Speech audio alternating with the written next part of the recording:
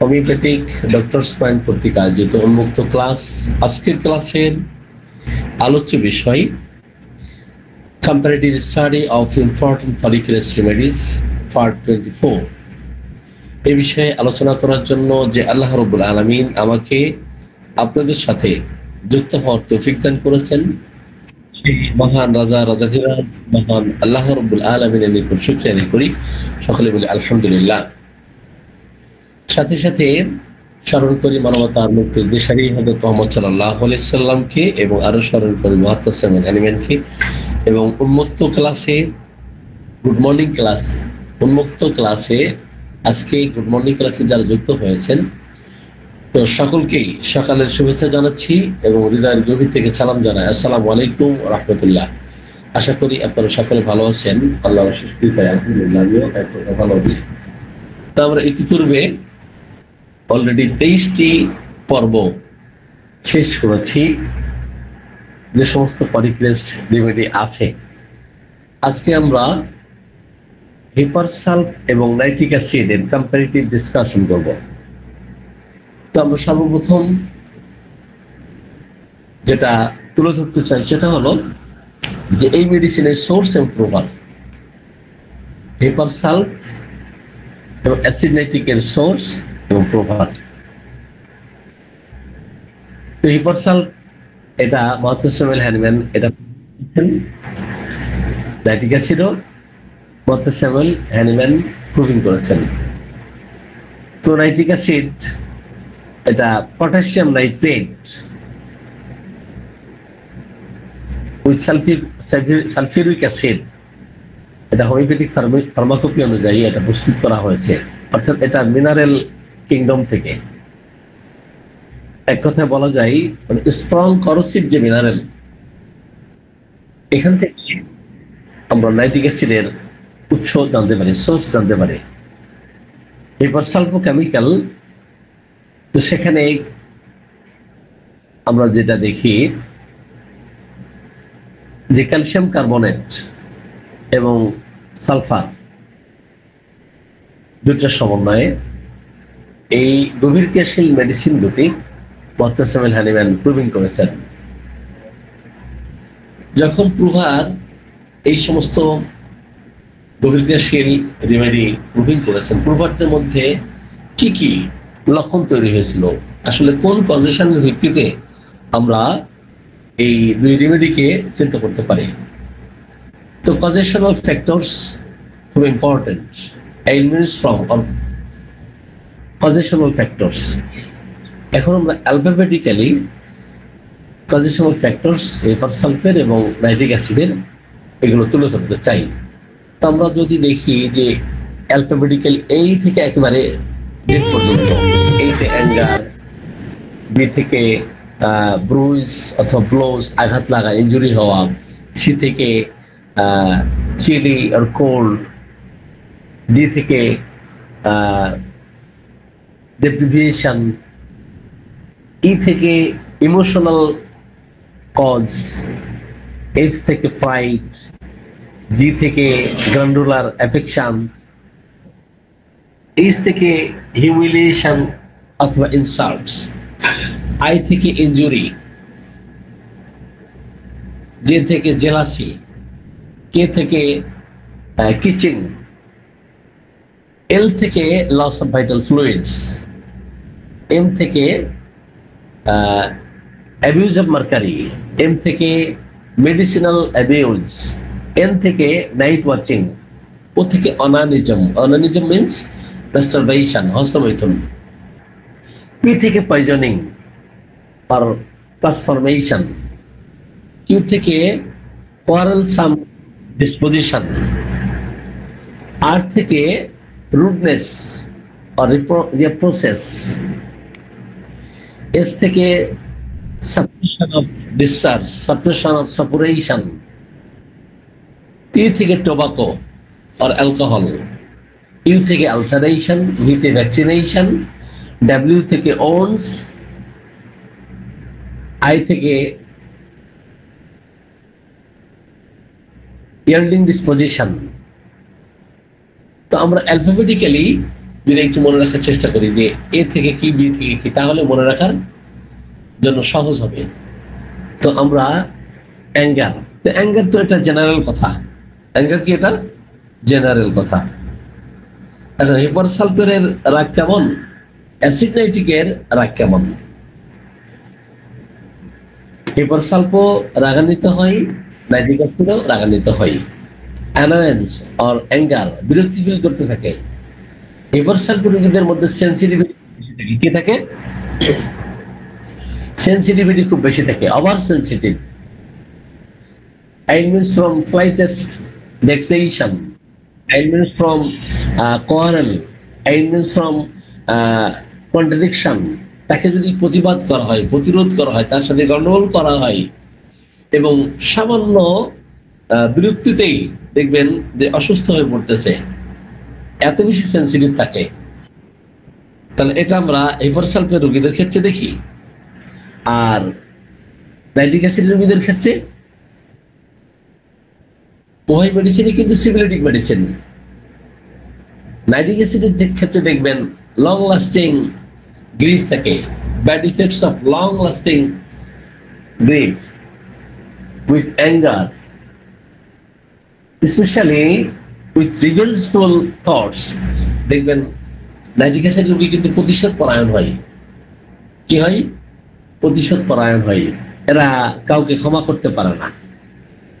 এদের মনে ক্ষমার যে ইচ্ছা, এটা জাগ্রত হয় না।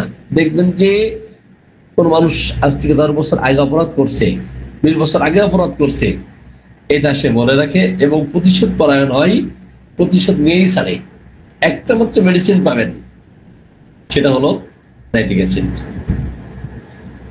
তাহলে নাইট্রিক অ্যাসিড যেখান থেকে আমরা সোর্স হিসাবে পেয়েছি, দেখবেন নাইট্রিক অ্যাসিড আপনি হাতে তালুতে রাখবেন, দেখবেন এটা ছিদ্র হয়ে, ফুটো হয়ে অপর প্রান্ত পৌঁছে যাবে, তাই না?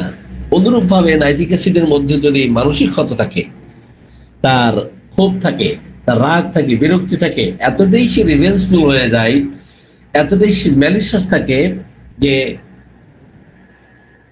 হিংসাত্মক মনোভাব থাকে, প্রতিহিংসা পরায়ণ হয়, তাহলে নাইট্রিক অ্যাসিডের ধর্ম হচ্ছে গভীর ক্ষত তৈরি করা। এখন শরীরের উপরে গভীর ক্ষত তৈরি করে না, মানসিক ভাবেও কিন্তু এতটাই সে কঠিন, নিষ্ঠুর, নির্দয়, পাষাণ্ড শিকারের মতো হৃদয় তার, যে এই কথা সে বলতে পারে না, প্রতিশোধ দিয়েই ছাড়বে। রিভেঞ্জফুল থিঙ্কিং আমরা নাইট্রিক অ্যাসিডের পেশেন্টদের ক্ষেত্রে দেখি। আমরা বি থেকে যাব। আমরা আলোচনা করতেছি কজেশনাল ফ্যাক্টরস।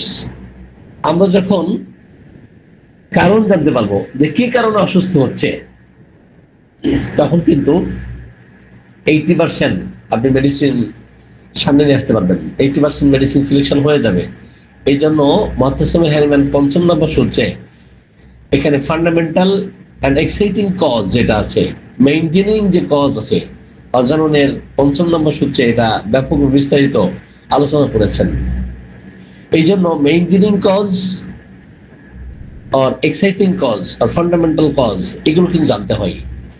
কি কারণে রোগটা সৃষ্টি হচ্ছে, উদ্দীপক কারণ, উত্তেজক কারণ জানা দরকার, মায়াজমেটিক কারণ, এগুলো জানা দরকার। এনিওয়ে, আমরা বি থেকে আসি। বি থেকে ব্লোজ আর ইনজুরিজ আর ব্রুইজ। তো যখন আঘাত লাগে, ক্ষত হয়, লিভার সালফেট রোগীদের ক্ষেত্রে আপনি দেখবেন, ম্যাথমেটিকে আমরা এটা অনেক পড়েছি, অনেকবার অনেক ম্যাথমেটিকে দেখেছি যে কোথাও যদি আঘাত লাগে,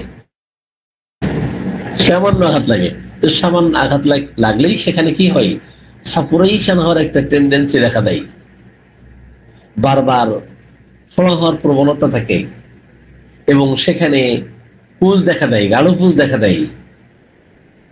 Suppuration after injuries, suppuration after bruise, suppuration after blows, আঘাত লাগার পরে ইনজুরি হওয়ার ফলে কি হয়, আক্রান্তের স্থান পুজ দেখা দেয়। এটা সহজে ভালো হতে চায় না। আপনি অনেক মেডিসিনের মধ্যেই পাবেন, সালিসাইড পাবেন, হেপারসলফেট পাবেন, মার্কসলে পাবেন, অনেক ধরনের রেমেডি আছে যে সহজেই আঘাত লাগলে সেখানে পুজ হওয়ার প্রবণতা, ক্ষত হওয়ার প্রবণতা, বা সেখানে যদি অ্যাবসেস থাকে, এই অ্যাবসেস দীর্ঘদিন চলতে থাকে, পুজ সহজে শুকাতে চায় না।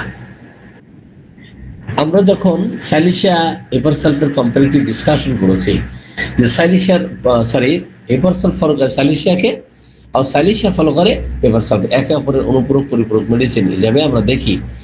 যখন দেখবেন খুব বেদনাযুক্ত ডিসচার্জ স্রাব আসতেছে, এটা এপারসালফ দিয়ে উপশম হলো বা কিছুটা ভালো ফিল করবো, ব্যথা কমে গেছে, পুজের ধরন চেঞ্জ হয়েছে, এখন কলতানির মতো পুজ আসতে থাকে, ঘোলের পানির মতো পুজ আসতে থাকে, দীর্ঘদিন চলতেছে, অথবা আক্রান্ত স্থান শক্ত হয়ে গেছে, এই উভয় অবস্থায় কিন্তু সাইলিশিয়া কি এখানে কার্যকরী হতে পারে। সাইলিশিয়া এখানে খুব চমৎকার কার্যকরী মেডিসিন।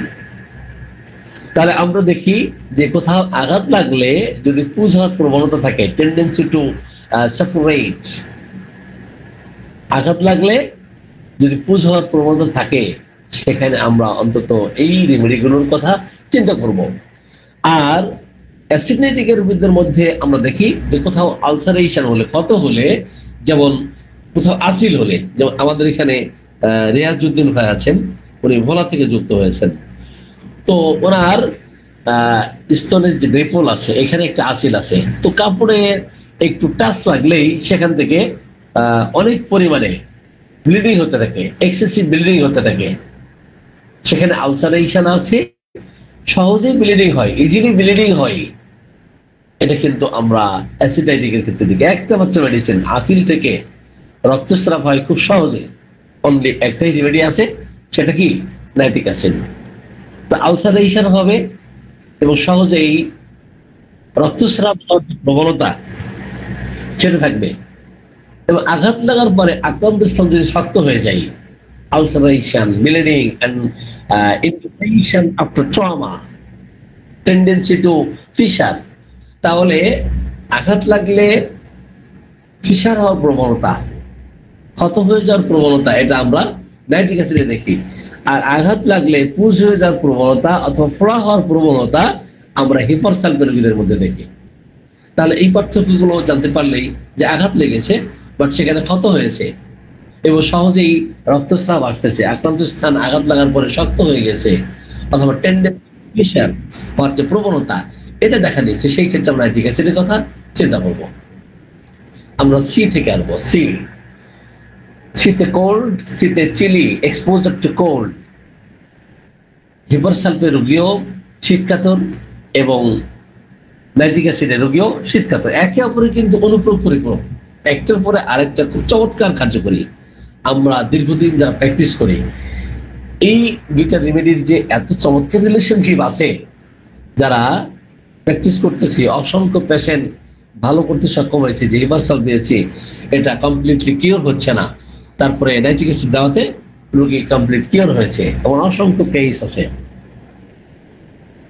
তাহলে এখানে আমরা যদি দেখি যে ঠান্ডা লাগার কারণে, বিশেষ করে শুষ্ক ঠান্ডায় অসুস্থ হয়ে গেলে, illness from exposure to cold, dry wind or draft of air, tendency to catch cold easily, coryza, bronchitis, otitis, আপনারা দেখেন ব্রঙ্কাইটিস হোক অথবা সর্দি স্রাব হোক অথবা কানের স্রাব হোক, সহজেই যে ঠান্ডা লাগার প্রবণতা এবং কান থেকে তার স্রাব আসতেছে, নাক থেকে সর্দি আসতেছে, অথবা ব্রঙ্কাইটিস এসে আক্রান্ত হয়েছে, বাতাস সহ্য করতে পারে না, হিপারসালফের রোগীর দেখবেন সে এত বেশি শীতকাতর যে জানালা যদি একটু খোলা থাকে, সেখান থেকে যদি বাতাস আসতে থাকে, যতক্ষণ পর্যন্ত ওই জানালা বন্ধ না করা হবে, যখন কোথাও ছিদ্র আছে ওই ছিদ্র থেকে বাতাস আসতেছে,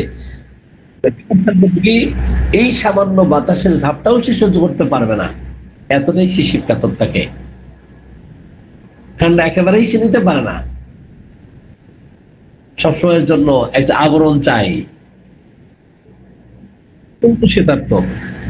over sensitive to cold air, over sensitive to cold or dry or draft of air, দেখবেন সেই ক্ষেত্রে হিপারসালফের কথা আমরা চিন্তা করতে পারি। অ্যাসিডিটিকে রোগীও শীতকাতর, বাট যতটা আমরা হিপারসালফকে শীতকাতর হতে দেখি এতটা না। কিন্তু যখন আমরা দেখবো দীর্ঘদিন ছেদছেদে জায়গায় বসবাস করার কারণে এরা কি they are chilly to but ailments from chronic effects of cold damp weather leading to ulceration or fissure দীর্ঘদিন স্বেচ্ছাতে আবহাওয়াতে বসবাসের ফলে দেখা গেছে কোথাও আলসার হয়েছে, ফিশার হয়েছে বা ফিশার হওয়ার টেন্ডেন্সি দেখা দিচ্ছে, সেক্ষেত্রে আমরা নাইট্রিক অ্যাসিডের কথা আমরা চিন্তা করব। আমরা দেখি যে হেপার সালফেট রোগীদের মধ্যে ডেপ্রিভিয়েশন থাকে, অর্থাৎ তার যখন ঘুম না হয়, or when sleep is lost, they are irritable and oversensitive. তারা খুব বেশি ওভারসেনসিটিভ হয়ে যায় এবং খিটখিটে মেজাজ হয়ে যায় যখন তার ঘুম ঠিক মতো হয় না, সারা ঘুমাতে পারে নাই, সে অত্যন্ত খিটখিটে মেজাজ হয়ে যায়, অত্যন্ত অগ্নিশর্মা তার মধ্যে আমরা দেখি। সেক্ষেত্রে আমরা হেপার সালফ এর কথা চিন্তা করতে পারি। আবার দীর্ঘদিন রাত্রি জাগরণের ফলে, ঘুম না হওয়ার ফলে একটা ক্লান্তি শ্রান্তি, লং লাস্টিং এক্সজস্টন যখন দেখা দেয়, আফটার লস অফ স্লিপ আর প্রলং অ্যাংজাইটি, দীর্ঘদিনের দুশ্চিন্তা, এবং এই দুশ্চিন্তার ফলে দেখা যাচ্ছে তার ঘুম হচ্ছে না, নাইট ওয়াচিং করতে হচ্ছে। এই ক্ষেত্রে নাইট্রিক অ্যাসিড, নাক্সবোম, ককুলাসিন খুব চমৎকার কার্যকরী মেডিসিন। আমরা ই থেকে ইমোশনাল কজ, ইমোশনাল স্টেট আর ইমোশনাল কন্ডিশন কি সেটা একটু জানার চেষ্টা করব। তাহলে ইমোশনাল স্টেট থেকে আমরা যেটা দেখি, over sensitive to slightest cause, সামান্য তুচ্ছ একটা বিষয়, তুচ্ছ একটা ঘটনা, from trifles, irritable from trifles, সহজেই সে খিটখিটে হয়ে যায়, সহজেই সে রাগ দেখায়, এতটাই সেন্সিটিভ হয়ে যায় যে সামান্য কোনো কিছু ঘটছে এটা সে নিতে পারে না, এত বেশি রাগান্বিত হয়, যাকে তাকে খুন করতে উদ্যত পরায়ণ হয়ে যায়, যাকে তাকে ছুরি বসাই দিতে পারে। এটা কিন্তু আমরা হেপার সালফেটের ক্ষেত্রে, নাক্সবোমের ক্ষেত্রে আমরা দেখি যে রাগ হয়েছে কাউকে ছুরি বসিয়ে দিতে পারে। সিফিলিটিক যে সমস্ত রেমেডি আছে, দুই ধরনের মানসিক বৈশিষ্ট্য থাকে। কি ধরনের?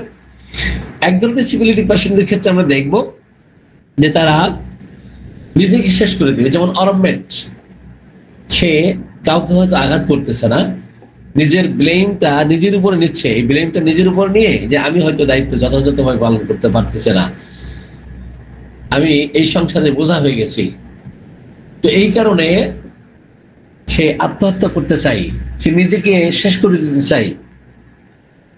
দীর্ঘদিন রোগ শোকে ভুগতে থাকলে যখন প্রপারলি সে ট্রিটমেন্ট না পায়, এই রোগের কারণে, যন্ত্রণার কারণে নিজেকে শেষ করে দিতে চাই।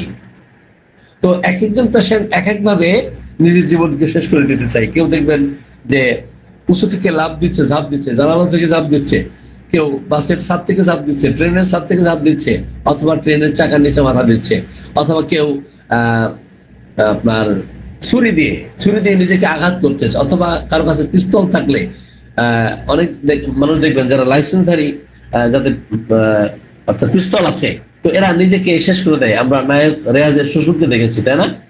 তো এই সিভিলিটিক পেশেন্টদের মধ্যে দুই ধরনের মেন্টালিটি থাকে, একটা হচ্ছে নিজেকে শেষ করে দিবে, অথবা সে নিজে অন্য কাউকে শেষ করবে, যে তুমি আমার সাথে ঝগড়াঝাটি করতেছো, তোমার আমার পথ থেকে তোমাকে সরাই দিব, তাই না? এই দুই ধরনের মানুষদের ক্ষেত্রে দেখি এরা কিন্তু উভয়ই সিভিলিটিক। তো মেন্টালিটি দুই ধরনের থাকে।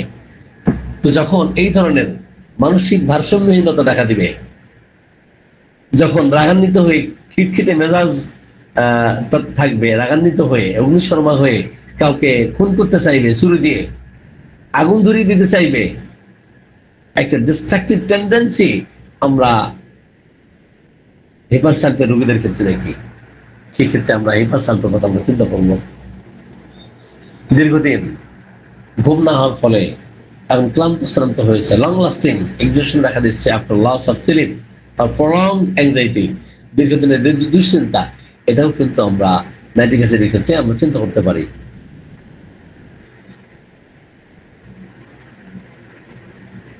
ইমোশনাল স্টেট আমরা দেখি নাইট্রিক অ্যাসিডের মধ্যে কি তার মনোযোজনা থাকে, ডিপ গ্রিপ থাকে, গভীর ক্ষত কি থাকে, গভীর দুঃখ, কষ্ট, যন্ত্রণা, মনোযাতনা, মর্টিফিকেশন, এগুলো কিন্তু দীর্ঘদিন থাকে। সে কাউকে ক্ষমা করতে পারে না, ক্ষমা তার ডিকশনারিতে নাই। সেই ক্ষেত্রে আমরা অবশ্যই নাইট্রিক অ্যাসিডকে চিন্তা করব। আমরা এফ থেকে ফ্রাইট, আমরা পজিশনাল ফ্যাক্টরস আর এলিমেন্টস আলোচনা করতেছিলাম। Elements from fruit, elements from fruit and sudden noise, হঠাৎ করে দেখবেন সাউন্ড হলে, শব্দ হলে, আওয়াজ হলে এরা চমকে ওঠে। ভার্সাল সহজে কি হয়, চমকে ওঠে। দে আর ইজিলি স্টার্টলড, সহজেই চমকে ওঠে, সহজেই ভয় পেয়ে যাই। আওয়াজ হচ্ছে, শব্দ হচ্ছে, ভয় পেয়ে যাই। সেই ক্ষেত্রে আমরা ভার্সালের কথা আমরা চিন্তা করতে পারি। আর যদি দুর্বলতা দেখা দেয়, ভয়ের পরে প্রচন্ড দুর্বলতা, সেক্ষেত্রে আমরা নাইট্রিক অ্যাসিডের কথা চিন্তা করতে পারি। গালগুলার গ্রান্ডের ক্ষেত্রে আমরা অনেক মেডিসিনের কথা চিন্তা করি, যেমন ব্যারাইটা কার্ব আছে, ক্যালকিরা কার্ব আছে, ব্যারাইটা আয়োড আছে, কোনিয়াম আছে, অনেক রেমেডি আমরা রেপার্টরিতে দেখবো। আয়োডিয়াম আছে, সাইলিশিয়া আছে, অনেক রেমেডি আছে। বাট হিপারসালফো কিন্তু গালগলার গ্ল্যান্ড যখন ফুলে যায়, গ্ল্যান্ডুলার অ্যাফেকশন হয়, সেখানে পূজার প্রবণতা থাকবে। কোথাও কোনো গ্ল্যান্ড হয়েছে, এই গ্ল্যান্ড ফুলে গেছে, সোয়েলিং হয়েছে, সেখানে পুজ হওয়ার প্রবণতা থাকবেই। হিপারসালফো রোগী যদি হয়ে থাকে, suppuration tendency after glandular swelling আর ইনফেকশন, কোথায় ইনফেকশন হয়েছে, ইনফেকশনে আপনার পুজ হবেই হিপারসালফো রোগীদের ক্ষেত্রে, এবং গাঢ় পুজ দেখা দেবে, স্পর্শকাতর, সেখানে হাত দিতে দিবে না, aversion to be touched, physical আর মেন্টালি, মানসিকভাবে এবং শারীরিকভাবে দেখবেন যে তাকে স্পর্শ করা যাবে না, তাকে স্পর্শ, আক্রান্ত স্থান যেটা রোগ আছে যেখানে, সেখানেও স্পর্শ করতে দিতে চাইবে না, এবং সে মানসিকভাবে এমন যে মেন্টালি তার স্পর্শকাতরতা থাকবে। সেক্ষেত্রে আমরা হিপারসালফোর কথা চিন্তা করতে পারি। আমরা নাইট্রিক অ্যাসিডের রোগীদের ক্ষেত্রে দেখি সার্ভিক্যাল এবং ইঙ্গুইনাল যে গ্ল্যান্ড আছে, সার্ভিক্যাল এবং ইঙ্গুইনাল যে গ্ল্যান্ড, এটা এফেক্টেড হওয়ার প্রবণতা থাকে, বিশেষ করে শক্ত হয়ে যায়। কি হয়, শক্ত হয়ে যায়, এবং পুজ না হয়ে সেখানে ক্ষত হওয়ার প্রবণতা থাকে। সাপুরেশন কম হয়, বাট সেখানে আলসারেশন বেশি থাকে। আপনি অনেক পেশেন্টকে দেখবেন যে কোথাও আলসার আছে, বাট সেখানে পুজ নাই, পাস ফর্ম করতেছে না, সাপুরেশন হচ্ছে না। The induration and ulceration of gland, especially cervical and inguinal, তাহলে ইঙ্গুইনাল গ্ল্যান্ড এবং সার্ভিক্যাল গ্ল্যান্ড এফেক্টেড হওয়ার প্রবণতা কিন্তু আমরা নাইট্রিক অ্যাসিডের পেশেন্টদের ক্ষেত্রে দেখি। আমরা এইচ থেকে হিউমিলিয়েশন অর্থাৎ ইনসাল্ট, তাকে দেখবেন কেউ যদি কটু কথা বলে, তাকে ইনসাল্ট করে, এটা সে নিতে পারে না, এক্সট্রিম লেভেলের সেন্সিটিভিটি দেখা দেয়। আমরা হিপারসালফোর ক্ষেত্রে এটা দেখি। আর কটু কথা বলা পরে দীর্ঘদিন সেটা মনে রাখে, 10 বছর 20 বছরেও এটা মন থেকে সরে না, ক্ষমা করতে পারে না, সেটা আমরা নাইট্রিক অ্যাসিডের পেশেন্টদের ক্ষেত্রে দেখি। আমরা এই শেষ করে আয়ে যাব। আয় থেকে ইনজুরিজ, তো কোথাও কেটে গেছে, সাপোজ আপনি কোনো পেশেন্ট দেখলেন যে অতীতে সার্জারি কোনো হিস্ট্রি আছে, সার্জারি হিস্ট্রি আছে, বা কেটে গেছে, তো কেটে গেছে ধারালো অস্ত্রে হোক অথবা বোতা অস্ত্রে হোক, মেকানিক্যাল ইঞ্জুরি হোক, আর শার্প কোনো জিনিস, ধারালো কোনো জিনিস, এটা থেকে ইঞ্জুরি হোক। এখন কেটে যাওয়া, সার্জারি করা বা ইঞ্জুরি হওয়ার ফলে পুজ হওয়ার প্রবণতা কিন্তু আমরা হিপারসালফোর ক্ষেত্রে দেখি। একটা ঘটনা বলবো, আজ থেকে প্রায় আরো 4-5 বছর আগে তো আমার একটা পেশেন্ট, উনি 3টা সিজার করিয়েছেন। তো এই 3য় সিজারে ওনার ক্ষত শুকায় না, পুজ হয়ে যায়, ক্ষত শুকায় না, পুজ হয়ে যায়। তো কেন এটা শুকাচ্ছে না? অ্যান্টিবায়োটিকের কোর্স যেগুলো আছে এগুলো উনি শেষ করছেন, অ্যান্টিবায়োটিকের কোর্স শেষ করার পরেও তার যে সার্জিক্যাল যে প্লেস, এই সার্জিক্যাল প্লেসে পুজ দেখা যায়, ব্যথা, এবং এটা শুকাচ্ছে না, শক্ত, খুব বেশি শক্ত হয় নাই। এখন পরীক্ষা করে দেখা গেছে যে সেলাই করতে গিয়ে ভিতরে সুতা রয়ে গেছে। কি রয়েছে? সেলাই করতে গিয়ে ভিতরে একটা সুতা রয়ে গেছে। এখন ওনারা পরামর্শ দিয়েছেন যে আবার আপনাকে এখানে অস্ত্রোপচার করতে হবে, অস্ত্রোপচার করে সুতাটা বের করতে হবে। আমি বললাম যে আমাদের হোমিওপ্যাথিতে এমন কিছু সার্জিক্যাল রেমেডি আছে যেগুলো আপনার অস্ত্রোপচারের প্রয়োজন হয় না, যেগুলোতে। তো ঠিক আছে, আপনাকে আমি এমন একটা রেমেডি দেবো, 1 সপ্তাহের মধ্যে অথবা 2 সপ্তাহের মধ্যেই দেখবেন ওই সুতাটা আগুন ইচ্ছাই মুখ তৈরি হবে এবং পাসফর্ম করবে। যেই সুতাটা সামনে আসবে টান দিবেন, সুতা অটোমেটিক্যালি বেরিয়ে যাবে। আসলে দেখেন, আমি ওষুধ দিয়েছিলাম কিন্তু স্টাডি সেক্রিয়া। কেন স্টাডি সেক্রিয়া দিয়েছিলাম? এখানে তো আমি হিপারসালফেট দিতে পারতাম, তাই না? এখানে তো আমি স্যালিসিয়া দিতে পারতাম। কারণ ফরেন বডির ক্ষেত্রে দেখবেন যে কোথাও কোনো কিছু ঢুকে আছে, সেটা আলপিন হোক, পেরেক হোক, মাছের কাটা হোক, তো এইগুলো ভিতরের কোনো জিনিস বের করার ক্ষেত্রে সাইলেশিয়ার কিন্তু জুড়ি নাই, হিপারসালফের জুড়ি নাই, কিন্তু সাইলেশিয়ার ক্ষেত্র তৈরি হতে হবে, হিপারসালফের ক্ষেত্র তৈরি হতে হবে, তাই না? তো রুগীর স্পর্শকাতর ব্যথা কিন্তু ছিল না। কি ছিল না? স্পর্শকাতর ব্যথা ছিল না। ব্যথা আছে, বাট খুব বেশি স্পর্শকাতর নয়। এবং পুজ যেটা, সেটা খুব বেশি গাঢ় না, আবার পাতলাও না। পুজ আসে, ওখান থেকে মনে হচ্ছে অল্প পুজ আসতেছে, খুব গাঢ় না আবার পাতলাও না। মানে এক কথাই সাইলেশিয়ার লক্ষণও পাই নাই, হিপারসালফের লক্ষণ পাই নাই।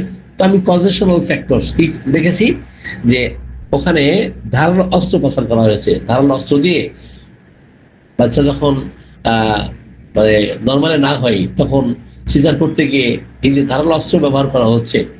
এরপরে যত কুফল আছে, এই ক্ষেত্রে অনেকগুলো রেমেডি পাবেন, তার মধ্যে স্টেপসেগ্রিয়া অন্যতম একটি রেমেডি, অন্যতম রেমেডি। তো এটা দেওয়ার 1 সপ্তাহ পরেই দেখা গেছে আপনার সুতার মুখটা বাহিরে বের হয়েছে। বের হওয়াতে উনি টান দিয়েছে, বাস শুকিয়ে গেছে আস্তে আস্তে। মানে যখন ভিতরে ইনফেকশন থাকবে, কোনো ফরেন বডি থাকবে, ওটা তো বের করতে হবে, তা না হলে আপনার ওই পুষ্ট বন্ধ হবে না, হবে না। যাই হোক, এরপরে এই রুগীকে সুস্থ হতে দেখেছি। ওনার আর কিন্তু অস্ত্রোপচার করার প্রয়োজন হয় নাই। এই ধরনের অনেক কেস আমরা দেখি যে দেখবেন, আপনি হয়তো ম্যাথমেটিক্স খুব ভালো জানেন না, বাট এটা জানেন যে ধারালো অস্ত্রে কেটে গেলে খুব ভালো কাজ করে। আপনি এতটুকু জ্ঞানের ভিত্তিতে, এতটুকু জানার ভিত্তিতে এটা অ্যাপ্লাই করলেও কিন্তু দেখবেন যে অনেক পেশেন্টের চমৎকার ফলাফল পাবেন। এনিওয়ে, তাহলে আমরা দেখবো যে কোথাও কেটে গেলে, ছিঁড়ে গেলে, ল্যাসারেশন হলে সেই ক্ষেত্রে কিন্তু আপনার ক্যালেন্ডার খুব ভালো কার্যকরী মেডিসিন। যারা মোটরসাইকেল চালাই, বাইক চালাই, দেখবেন মানে যখন পড়ে যায় কয়েকটা গলা দিয়ে মানে মানে সেফটি নিয়ে যায় এবং সিলে যায়, ল্যাসারেশন হয়, ক্ষতবিক্ষত হয়ে যায়, যেখানে সিলে যায়, ছিঁড়ে যায়, এখানে কিন্তু ক্যালেন্ডোলার চমৎকার ভূমিকা আছে। ক্যালেন্ডোলা এই ক্ষেত্রে স্পেসিফিক রেমেডি এক্ষেত্রে খুব চমৎকার কাজ করে। এরপর আসেন, তো কোথাও ধরেন সুচ ফুটে গেছে, পেরেক ফুটে গেছে। এখন সুচ ফুটেছে, পেরেক ফুটেছে, কোথায় আঘাত লেগেছে, কোথায়? এখন দরজায় আঘাত লাগছে, দরজায় চাপ খাইছে না, এখানে কি হিপারসালফ কাজ করবে? নো, এখানে হাইপারিকাম ভালো কাজ করবে। কেন? আপনার নার্ভ এফেক্টেড হয়েছে। এখানে কি হয়েছে? নার্ভ এফেক্টেড হওয়ার ফলে দেখবেন যে ওই নখে আঘাত লাগার কারণে আপনার সমস্ত শরীরে মনে হয় যে একটা কি ইলেকট্রিক শক করলে যে অবস্থা হয়, একটা ব্যথা এইভাবে ছড়িয়ে যায়, রেডিটেই হতে থাকে। যখন নার্ভ এফেক্টেড হয়, দেখবেন ওই ব্যথা আপনার মস্তিষ্ক পর্যন্ত পৌঁছায়, মানে শরীরের প্রত্যেকটা নার্ভ মনে হয় যে এফেক্টেড হলো, এমন অবস্থা। এই ক্ষেত্রে হাইপারিকাম খুব ভালো কাজ করে। পায়ে পেরেক ফুটছে, এখন পেরেক ফোটার কারণে গরমে যদি উপশম হয়, সেই ক্ষেত্রে হাইপারিকাম, আর যদি ঠান্ডায় উপশম হয় সেই ক্ষেত্রে লেরাম্পাল। পেরেক ফোটার জন্য আমরা চোখ বুঝে অনেকেই লেরাম্পাল অ্যাপ্লাই করি, কিন্তু চোখ বুঝে আন্দাজ অনুমান করে এইভাবে রেমেডিগুলো চিন্তা না করে আমরা রাজবৃদ্ধি দেখবো। পেরেক ফুটলেই হাইপেরিকাম, পেরেক ফুটলেই লিরাম, এমন না করে আমরা একটু রাজবৃদ্ধি দেখবো, দেখি তারপর মেডিসিন দিব। এখন পেরেক ফুটেছে, দেখা গেছে আক্রান্ত স্থান পুজ হয়ে গেছে, আক্রান্ত স্থান কি হয়েছে, আক্রান্ত স্থানে পুজ সৃষ্টি হয়েছে। এখন গরম দিলে ভালো লাগতেছে, গাঢ় পুজ, এবং এই পুজ সহজে আর ভালো হচ্ছে না, আপনি অবশ্যই এখানে হিপারসাল অ্যাপ্লাই করতে পারেন। হিপারসাল এই ক্ষেত্রে খুব চমৎকার কাজ করবে। সার্জারির পরে, কোথাও কেটে যাওয়ার পরে যদি পাস ফর্ম করতে থাকে, tendency two pass formation after surgery, অথবা এটাকে সাপ্রেস করা হয়, যে এই পুজটা তথাকথিত আরোগ্যের নামে সেই পুজটাকে সাপ্রেস করা হচ্ছে, এবং সাপ্রেস করার পরে ভিন্ন রোগ দেখা দিচ্ছে, সেই ক্ষেত্রে আমরা হিপারসালফের কথা আমরা চিন্তা করতে পারি। সার্জিক্যাল অপারেশনের পরে দেখবেন সেটা এই ক্ষত শুকাচ্ছে না, পুজ হচ্ছে না, সেখানে ফিসার হয়ে গেছে, ক্ষত হয়ে গেছে, আলসার হয়ে গেছে। এখন এই ক্ষেত্রে নাইট্রিক অ্যাসিড খুব ভালো কার্যকরী একটি মেডিসিন।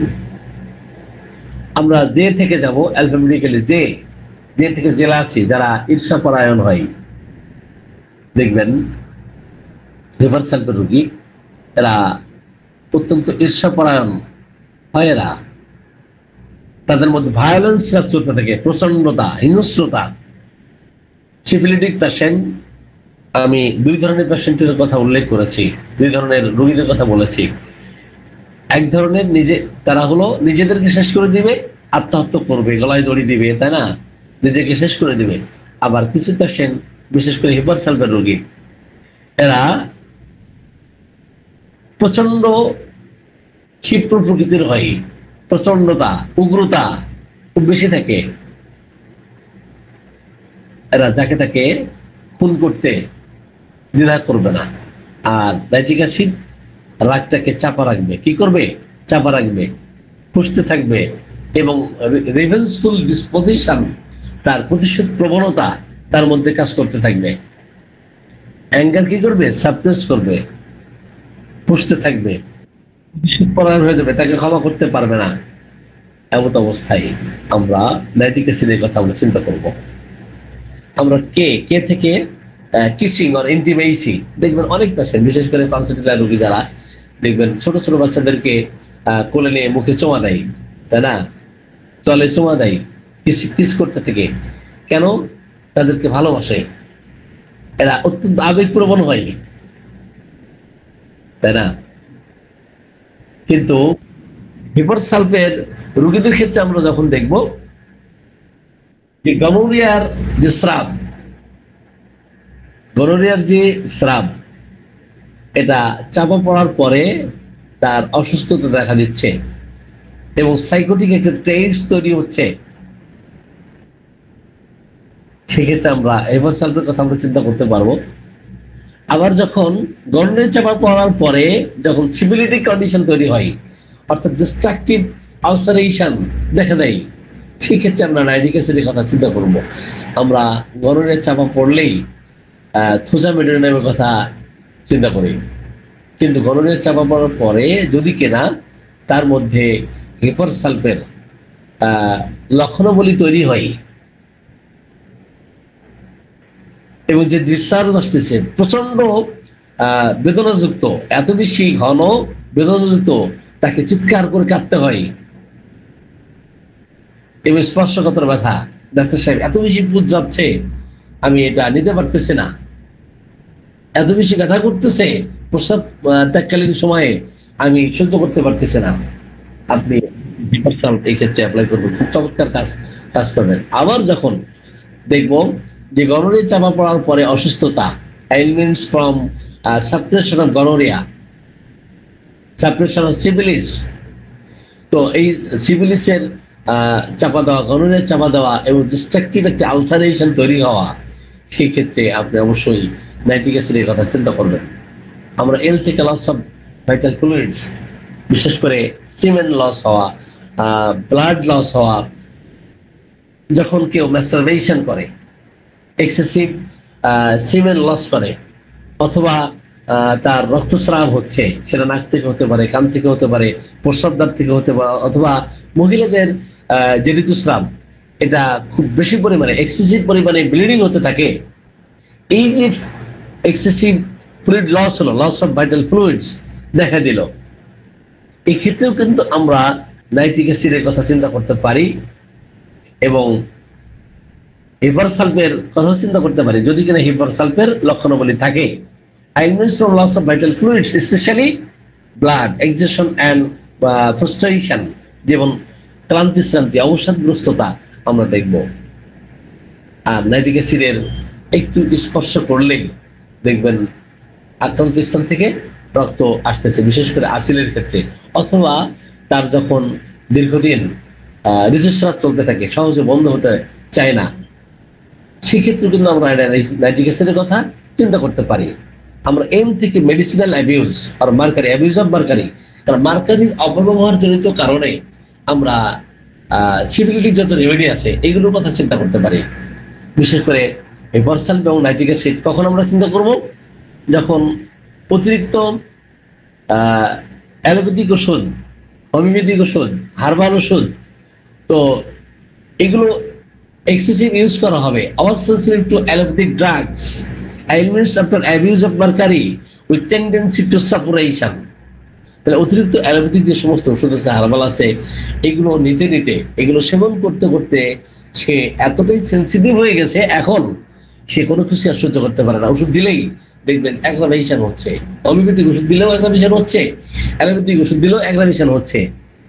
যখন তার জীবনী শক্তি এটা টলারেট করতে না পারে, তখন আমরা হিপারসালফকে চিন্তা করতে পারি। এখন মেডিসিনাল অ্যাবিউজ শুধুমাত্র কি নাক্স, সালফার, কার্বোভেজ, ল্যাকেসিস এইগুলো নো, হিপারসালফও মেডিসিনাল অ্যাবিউজের ফলে অসুস্থতা দেখা দিলে, মার্কারির অপব্যবহারজনিত কারণে অসুস্থতা দেখা দিলে, সেই ক্ষেত্রে পুষ হওয়ার প্রবণতা থাকলে, কোথাও কোনো ক্ষত থাকলে আমরা একটা বার অন্তত হিপারসালফের কথা চিন্তা করব। আবার মার্কারির অপব্যবহারজনিত কারণে যদি সিভিলিটিক ডিস্ট্রাকশন তৈরি হয়, ক্ষত তৈরি হয়, সেই ক্ষেত্রে আমরা নাইট্রিক অ্যাসিডকে চিন্তা করবো। যখন হিপারসালফ ব্যর্থ হবে, হিপারসালফের কমপ্লিমেন্টারি ফলোডাল রেমেডি হিসেবে আমরা নাইট্রিক অ্যাসিডকে চিন্তা করব। রাত জাগার কারণে অসুস্থ হয়ে গেলে যেমন নাইট্রিক অ্যাসিড খুব ভালো কাজ করে, নাক্স ভোমও খুব ভালো কাজ করে, এই ক্ষেত্রে সালফার ভালো কাজ করে, এই ক্ষেত্রে ককোলাস ইন্ডিকা ভালো কাজ করে, তাই না? দেখবেন যে যারা রোগীকে সেবা শুশ্রূষা করে, সেবা শুশ্রূষা দেয়, এরা রোগীকে সেবা দিতে দিতেই অসুস্থ হয়ে যায়, তাই না? ailments from night watching, aggravation from night watching, and they will have irritability and casual affection। দেখবেন যখন তাদের এই রাত জাগার ফলে খিটখিটে মেজাজ দেখা দেওয়া, অথবা সর্দি সংক্রান্ত সমস্যা দেখা দেওয়া, রাত জাগতে জাগতে অসুস্থ হয়ে যাওয়া, খিটখিটে মেজাজের হয়ে যাওয়া, এই ক্ষেত্রে হিপারসালফের কথা চিন্তা করতে পারি। আর যখন স্নায়বিক দুর্বলতা দেখা দিবে রাত জাগার কারণে, এবং দুশ্চিন্তা, উৎকণ্ঠা, উদ্বিগ্নতায় সে দিনাতিপাত করতে থাকবে, দিন কাটাতে থাকবে, রাত কাটাতে থাকবে, এমন অবস্থায় nervous exhaustion from night watching and anxiety, যারা দুশ্চিন্তা, রাত জাগার কারণে দুশ্চিন্তা, উৎকণ্ঠা, উদ্বিগ্নতা এবং স্নায়বিক একটা দুর্বলতা যদি দেখা দেয়, সেই ক্ষেত্রে আমরা নাইট্রিক অ্যাসিডের কথা আমরা চিন্তা করব। আমরা ও থেকে অনানিজম, অনানিজম মিন্স ম্যাস্টারবেশন, ম্যাস্টারবেশন মিন্স হস্তমৈথুন। হস্তমৈথুন আপনারা জানেন, মানে সহজ বাংলা যেটা, ইংরেজিতে আপনারা রেপার্টরিতে অনানিজম দিলে পাবেন, অথবা ম্যাস্টারবেশন দিলে পাবেন। তো যখন হস্তমৈথুনের কারণে অসুস্থ হয়, খিটখিটে মেজাজের হয়ে যায়, দুর্বলতা দেখা দেয়, সহজেই ক্ষিপ্ত হয়ে যায়, রাগান্বিত হয়ে যায়, সেক্ষেত্রে আমরা হিপারসালফের কথা চিন্তা করতে পারি।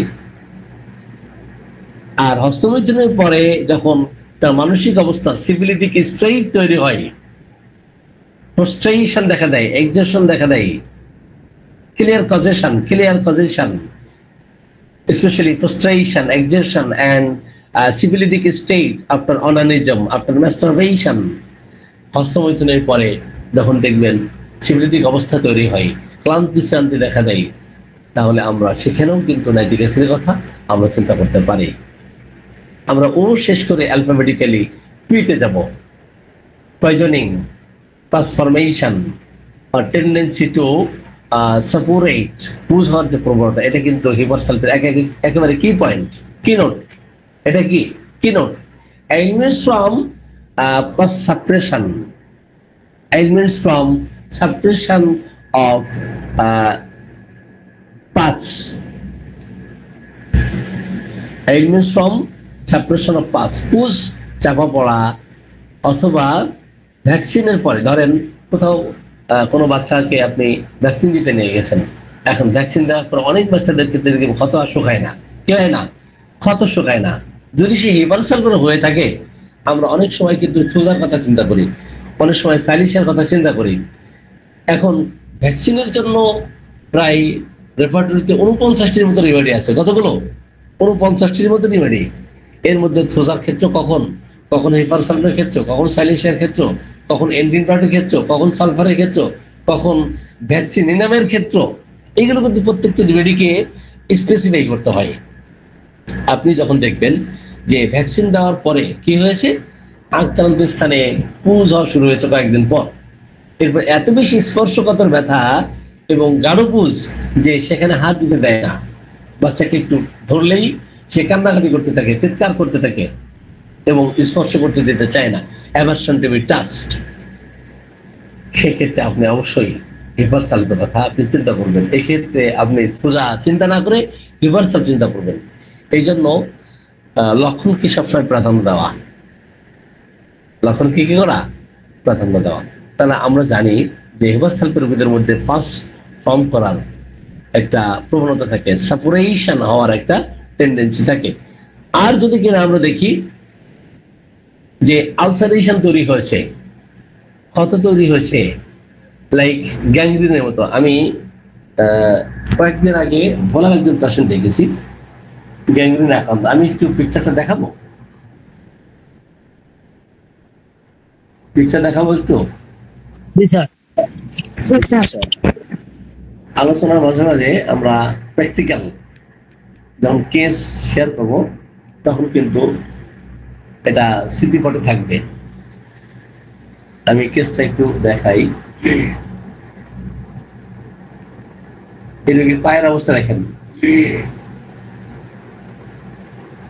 যেমন একজন পেশেন্ট, আমি এটা 5বার অপারেশনের পর হোমিওপ্যাথিতে এসে 1.5 বছর চিকিৎসা নিয়ে কমপ্লিটলি কিওর হয়েছে। ঠিক আছে, একবার দুবার না, 5বার। ফিস্টুলা কিন্তু ভালো হয় না, ফিস্টুলার ক্ষেত্রে হিপারসাল খুব ভালো। তো এই রোগীর ক্ষেত্রে আমি হিপারসাল, সাইলিশিয়া, হিপারসাল এবং লাইকো, এই 3টা রেমেডির মধ্যে এই 1.5 বছরে উনি এই 3টা রেমেডি জি স্যার।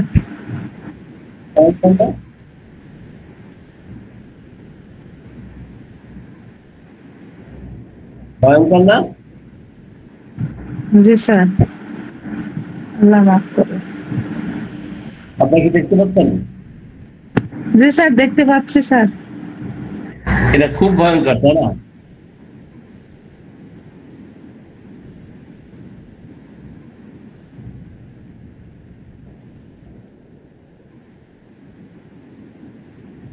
যেগুলো দেখলে পয়েন্ট। তো এই রোগীকে আমি 1 মাস যাবত চিকিৎসা দিচ্ছি।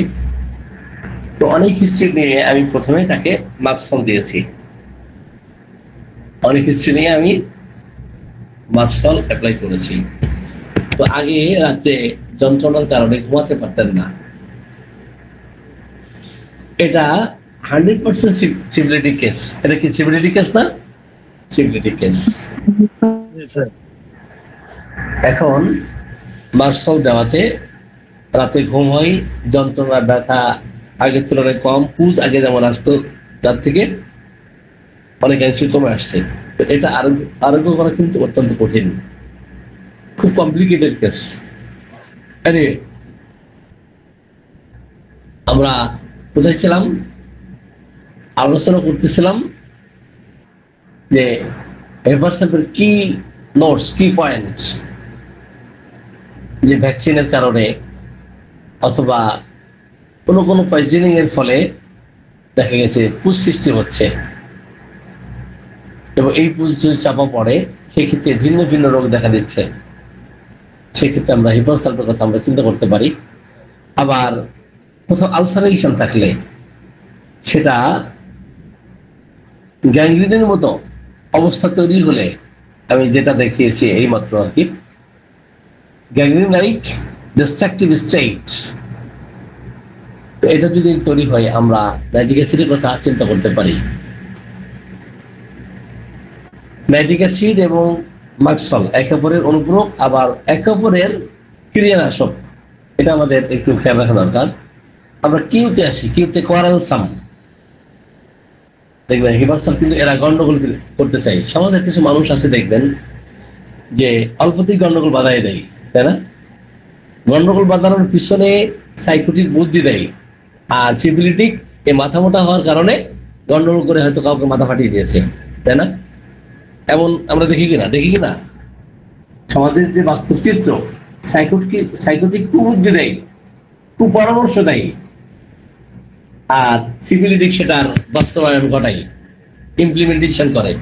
তার কোয়ারেলসাম ডিসপোজিশন এর ক্ষেত্রে আমরা দেখব যে হেপারসাল এরা সহজেই রাগান্বিত হয়ে যায়, সহজেই মানুষের সাথে গন্ডগোল বাধাই দেয়। তাকে কেউ বাধা দিলে, তাকে প্রতিরোধ করলে, প্রতিবাদ করলে সে খেপে যায়, ইজিলি কোয়ারেলসাম। স্ট্রং কন্ট্রাডিকশন, তার সাথে প্রতিকূল আচরণ করলে সে অসুস্থ হয়ে যায় এবং মানুষের সাথে গন্ডগোল করতে চাই। সেক্ষেত্রে আমরা হেপারসালফের কথা চিন্তা করব। আর গন্ডগোলের পরে যদি কিনা এটা তীব্র বিরাগ থাকে, তীব্র ঘৃণা থাকে, চাপা থাকে, suppressed anger after quarrels and silent grief, silent hatred, এই যে তীব্র ঘৃণা এটা কিন্তু চাপা আছে, তীব্র বিরাগ এটা চাপা আছে, বাট এটা প্রকাশ করতেছে না, ভিতরে ভিতরে ফুঁসতেছে, একে ক্ষমা করতে পারে না। দীর্ঘদিন যদি এই অবস্থা চলতে থাকে তাহলে আমরা নাইট্রিক অ্যাসিডের কথা চিন্তা করব। এই ক্ষেত্রে কি নাইট্রিক অ্যাসিডের কথা আমরা চিন্তা করব। আবার এস থেকে suppression of discharge, suppress discharges or suppuration, এটা খুব ভেরি ইম্পর্টেন্ট সিমটম। যখন কোথাও ক্ষত হয়, ধরেন কারো পাঁচড়া হয়েছে, রিসেন্টলি আপনারা দেখবেন অসংখ্য মানুষ পাঁচড়াতে আক্রান্ত, স্ক্যাবিসে আক্রান্ত সারা দেশব্যাপী। তো পাঁচড়ার অনেক পেশেন্ট দেখেছি, কিন্তু সকল পেশেন্ট ধৈর্য ধরে থাকতে পারে না। আমরা কামরুদ্দিন ভাইয়ের মেয়েকে মাঝে হেপারসাপ দিয়েছিলাম, সেটা গতদিন আলোচনা করেছি।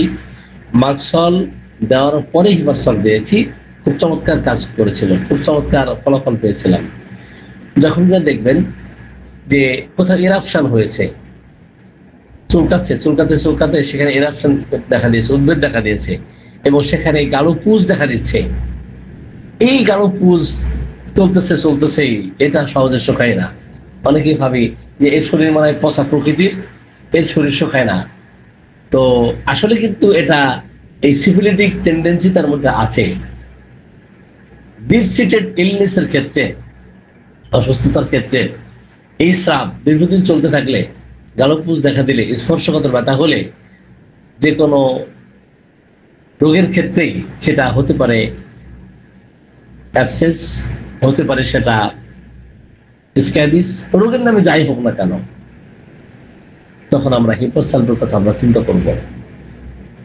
আর যখন গনোরিয়াল ডিসচার্জ অথবা সিফিলিটিক যে ট্রেড, সিফিলিটিক কন্ডিশন, এটা সাপ্রেশন হবে, elements from suppress syphilitic and gonorrhoeal discharge, syphilitic ulceration, fissure and condylomata, এগুলো যখন চাপা পড়বে দেখবেন অনেক পেশেন্টকে পাবেন কন্ডাইলেমাটা হয়েছে, অ্যাসিড হয়েছে।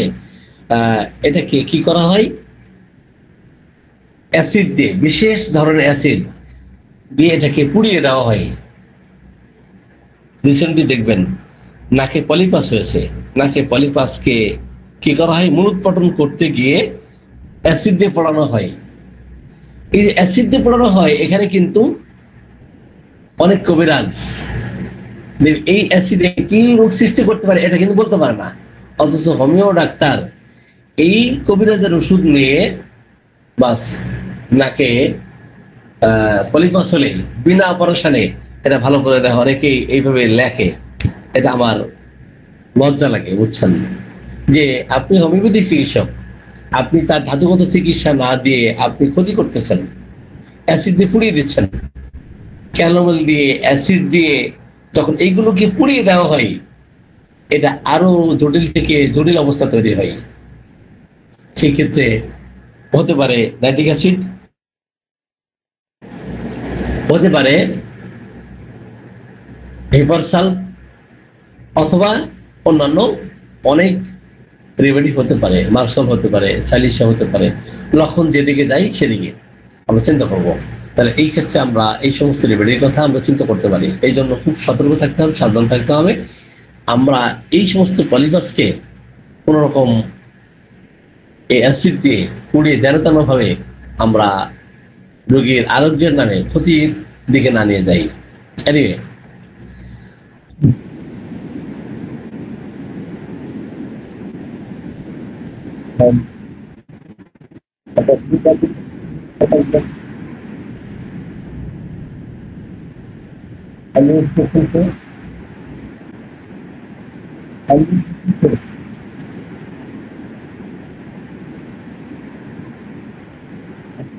ক্লাস আছে অর্থাৎ লিঙ্গ আমৃতের বিষয়ে আমাদের ভাই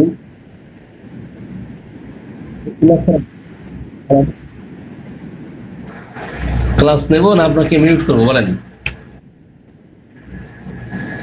আপনার মিউট আনমিউটের বিষয়টা একটু লক্ষ্য রাখবেন প্লিজ, তা নাহলে ক্লাসে বিশৃঙ্খলা তৈরি হয়।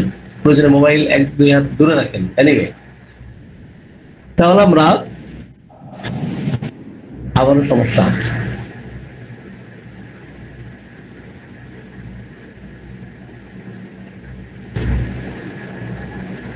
জি, আমরা কোথায় ছিলাম?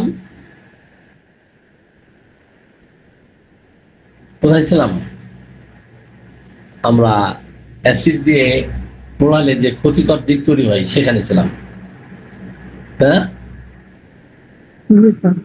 জি, এখন আমরা এই হিপারসালফের কনস্টিটিউশন, এতক্ষণ আমরা পজিশনাল ফ্যাক্টরস আলোচনা করেছি। এখন যদি কনস্টিটিউশন আলোচনা করতে চাই এবং তার মেন্টাল ইমোশনাল সিমটম আলোচনা করতে চাই, আরো অনেক লম্বা হয়ে যাবে, তাই না? এরপরে তার পিকুলিয়ার সিমটম আছে, এই ওষুধের রিলেশনশিপ আছে, মডালিটিস আছে, তার ক্যারেক্টারিস্টিক সিমটম আছে, তার রেয়ার সিমটম আছে, আনকমন সিমটম আছে, পিকুলিয়ার সিমটম আছে, অনেক কথা আছে না এই দুই মেডিসিনের। আরে আমরা কনস্টিটিউশন একটু জানার চেষ্টা করব। যেমন হিপারসালফের রোগীদের ক্ষেত্রে আমরা দেখি, আপনি ফেস দেখে, অঙ্গ প্রত্যঙ্গ দেখে কিভাবে চিনবেন যে এটা হিপারসালফের, এটা নাইট্রিক অ্যাসিডের? যেমন হিপারসালফের রোগীদের ক্ষেত্রে এদের চেহারা সুন্দর হয়, ফেয়ার ব্লন্ড, তো চেহারা সুন্দর হয়, কিন্তু কোথাও ক্ষত হয়েছে, এই ক্ষত আর শুকায় না, আবার দেখতে বৃদ্ধের মতো, looks prematurely old, tendency to suppuration or suppurate, perform হওয়ার একটা প্রবণতা থাকে। কোথাও ক্ষত হয়েছে, এখানে পুজ হয়ে গেছে, আপনি বাহ্যিক দৃষ্টিতে দেখলেন যে তার চেহারা সুন্দর, কিন্তু কোথাও ক্ষত হয়ে গেছে, এই ক্ষত শুকাচ্ছে না, এই পুজ চলতেছে 6 মাস ধরে, 2 মাস ধরে। আপনি অন্তত একটা বার সিফিলিটিক যে সমস্ত রেমেডি আছে, হিপারসালফকে আপনি চিন্তা করতে পারেন। আর নাইট্রিক অ্যাসিডের রোগীদের ক্ষেত্রে এরা হালকা পাতলা গড়ানোর হয়, এরাও দেখতে বৃদ্ধের মতো, কিন্তু এদের চুল হয় অত্যন্ত কালো। এদের বডি বিল্ড কেমন থাকে? হিপারসালফের এদের মাসল থাকে soft, lymphatic and soft muscle থাকে, শীতাক্ত হয়, এবং মোটা সোটা হয় চিলি অ্যান্ড ফ্যাট পারসন দ্বারা টেন্ডেন্সি টু সাউন্ড, দেখবেন চিৎকার চেঁচামেচি করার যে প্রবণতা, এটা আমরা হিপারসালফের রোগীদের ক্ষেত্রে দেখি। Lean and thin and emaciated constitution, এটা আমরা নাইট্রিক অ্যাসিডের পেশেন্টদের ক্ষেত্রে দেখি যে শরীর স্বাস্থ্য তার ভেঙে যাচ্ছে, যে রোগে আক্রান্ত এখন দিন দিন সে শুকিয়ে যাচ্ছে, জীর্ণ শীর্ণ হয়ে যাচ্ছে। এই চেহারা দিকে আমরা নাইট্রিক অ্যাসিডকে চিন্তা করতে পারি। আর কি ধরনের ডায়াথেসিস থাকবে? ডায়াথেসিস থাকবে যে স্ক্রোফুলাস ডায়াথেসিসের হবে হিপারসাল, সোরিক অ্যান্ড সিফিলিটিক দুইটার সমন্বয় থাকবে, সোরা সিফিলিসের সমন্বয় থাকবে এবং পূজার প্রবণতা থাকবে। আর নাইট্রিক অ্যাসিডের রোগীদের মধ্যে আমরা সিফিলিটিক টেন্ডেন্সি বেশি দেখি, সিফিলিটিক অ্যান্ড সাইকোটিক। তাহলে হিপারসালফের মধ্যে সোরা সিফিলিস আর নাইট্রিক অ্যাসিডের মধ্যে সিফিলিস এবং সাইকোটিক, অর্থাৎ ডিস্ট্রাকটিভ আলসারেশন টেন্ডেন্সি থাকবে। সেক্ষেত্রে আমরা নাইট্রিক অ্যাসিডের কথা চিন্তা করব না। আমরা তার সহনশীলতা, সহ্য ক্ষমতা, দেখবেন কোথাও ব্যথা হলে সে ব্যথায় চিৎকার করতেছে, ভেরি সেন্সিটিভ হয়ে যায় হিপারসাল। আর দুর্বল হয়ে যায় নাইট্রিক অ্যাসিড। এদের ফেস দেখলে আপনি চিন্তা করবেন কখন হিপারসাল কখন নাইট্রিক অ্যাসিড। হিপারসালফের ফেস থাকে রোগাটে অথবা আনহেলদি ফেস থাকে, হলুদ আবরণ আছে তার ফেসের মধ্যে এমন অবস্থা, অথবা বিবর্ণ হয়ে গেছে অথবা ফোলা ফোলা ভাব, এটা আমরা হিপারসালফের রোগীদের মধ্যে দেখি। আর চোখটা বসে গেছে, কোটরাগত হয়ে গেছে, সানকিন আইস, ওল্ড লুকিং ফেস। আর সে যে রোগের সঙ্গে ভুগতেছে, এক্সপ্রেশন অফ সাফারিং, এটা আমরা নাইট্রিক অ্যাসিডের ক্ষেত্রে দেখি। তার গালগলার গ্ল্যান্ড দেখে কি বুঝবো যে কোথাও গ্ল্যান্ড হয়েছে, এনলার্জ হয়েছে এবং সেখানে পুজ হওয়ার প্রবণতা। তার এক্সিলারি গ্ল্যান্ড, বিশেষ করে বগলের এবং তার সার্ভিক্যাল গ্ল্যান্ড, ইঙ্গুইনাল গ্ল্যান্ড, এখানে এটা বড় হয়ে গেছে, পুজ হওয়ার প্রবণতা। সেক্ষেত্রে আমরা হিপারসালফকে চিন্তা করতে পারি। আর কোথাও গ্ল্যান্ড হয়েছে বাট সেটা শক্ত, তার ভিতরের মনটা যেমন শক্ত, তার কোথাও গ্ল্যান্ড হলে সেটাও হয়ে যায় শক্ত এবং সেখানে আলসারের প্রবণতা থাকে বাট পুজ হয় না। সেই ক্ষেত্রে আমরা নাইট্রিক অ্যাসিডের কথা চিন্তা করতে পারি। তো এই ধরনের আমরা কনস্টিটিউশন দেখেও কিন্তু এই দুই রেমেডিকে চিন্তা করতে পারি। যেমন ম্যাজমেটিক ব্যাকগ্রাউন্ড, ম্যাজমেটিক ব্যাকগ্রাউন্ড কি থাকবে? হিপারসালফের সোরা সাইকোসিফিলিটিক মিক্সড ম্যাজমেটিক একটা টেন্ডেন্সি থাকবে এবং সেই সাথে স্ট্রং স্কিলফুল টেন্ডেন্সি আমরা দেখবো হিপারসালফের রোগীদের মধ্যে।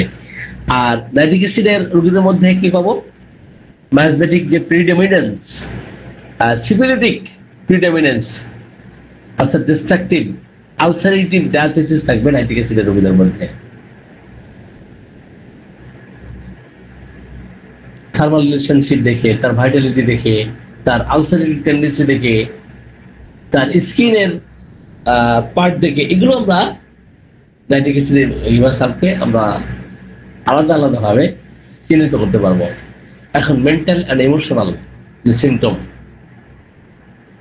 কি থাকবে হিপারসালফের রোগীদের মধ্যে, এটা তার অনেক লম্বা চড়া। আমরা এদিকে মেন্টাল ইমোশনাল সিমটম না গিয়ে একটু রিলেশনশিপ এবং মডালিটিস ক্যারেক্টারিস্টিক সিমটম কিছু উল্লেখ করে আমরা আজকে আলোচনা শেষের দিকে চলে আসবো। যেমন রিলেশনশিপ, হিপারসালফের সাথে সম্পর্কের কথা আমরা আগেই বলেছি যে সাইলিশিয়া এবং হিপারসালফ একে অপরের অনুপূরক। হিপারসালফ, নাইট্রিক অ্যাসিড একে অপরের অনুপূরক। তো কমপ্লিমেন্টারি রেমেডি হিসেবে সাইলিশিয়া, মার্কসল এবং হিপারসালফ একটার সাথে আরেকটা ভালো সম্পর্ক আছে। ক্যালকেরেকান, সরিনাম, এগুলো অনুপূরক পরিপূরক হিসেবে কাজ করে। আর নাইট্রিক অ্যাসিডের অনুপূরক ক্যালকেরেকান, লাইকোপোডিয়াম, ক্যালিকান, এইগুলো অনুপূরক পরিপূরক। অ্যান্টিডোট করে কি? হিপারসালফের অ্যান্টিডোট মেলাটোনা, হিপারসালফের অ্যান্টিডোট ক্যামোমিলা, হিপারসালফের অ্যান্টিডোট নাক্স ভূমিকা, আর নাইট্রিক অ্যাসিডের অ্যান্টিডোট সালফার। ক্যালকিতে কাপ হেপার সালফ যদি অনুপ্রক আবার অ্যান্টিডোটও কি মানে অ্যান্টিডোট হিসেবে কাজ করে। মডালিটিস কি? মডালিটিস হেপার সালফের গরমে উপশম হবে। কিসে উপশম হবে? গরম দিলে উপশম হবে, অথবা গরম কোনো কিছু আবরণ দিয়ে ঢেকে রাখলে ভালো ফিল করবে। বিশেষ করে মাথায়, ঘাড়ে, এগুলো গরম চাই, গরম খাবার চাই, গরম পানি চাই, গরম আবহাওয়া চাই। এক্ষেত্রে আমরা দেখি হেপার সালফ ভালো ফিল করে। নাইট্রিক অ্যাসিড দেখবেন সব নাইট্রিক অ্যাসিডের কানে কম শোনা। এখন এই কানে কম শোনে কি কারণে? আপনি হিস্ট্রি নিয়ে জানতে পেরেছেন তাকে পারদের অপব্যবহার করা হয়েছে তার প্রতি।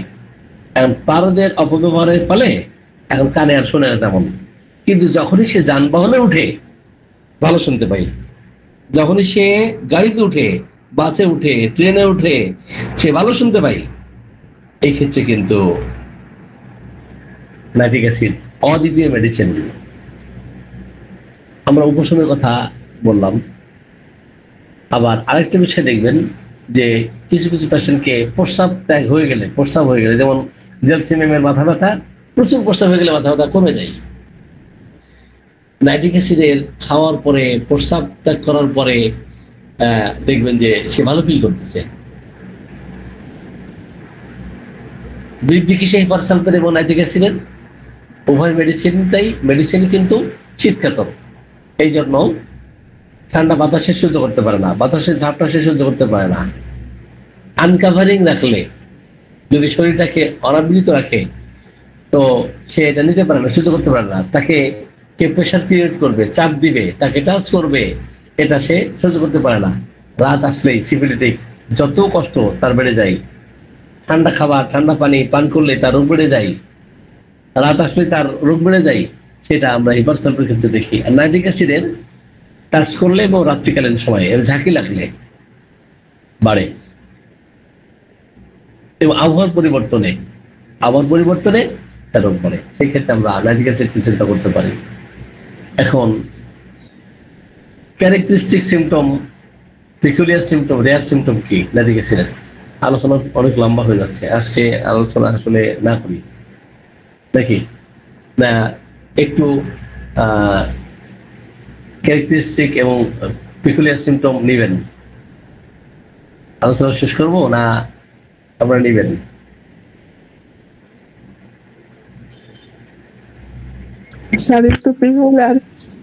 জি, ওকে।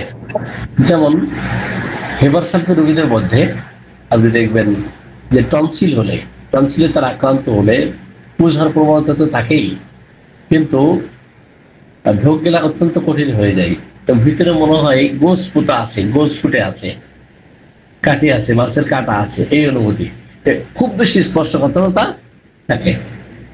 আর মার্কারির অপব্যবহার জনিত কারণে গলার মধ্যে যদি এই ধরনের কোনো কিছু আছে, লিকুইড কোনো কিছু সে গিলতে যাচ্ছে, তখনই তার গলার মধ্যে ব্যথা হতে থাকে। এটা আমরা নাইট্রিক অ্যাসিডের রোগীদের ক্ষেত্রে দেখি। মেন্টাল স্টেটের ক্ষেত্রে দেখবেন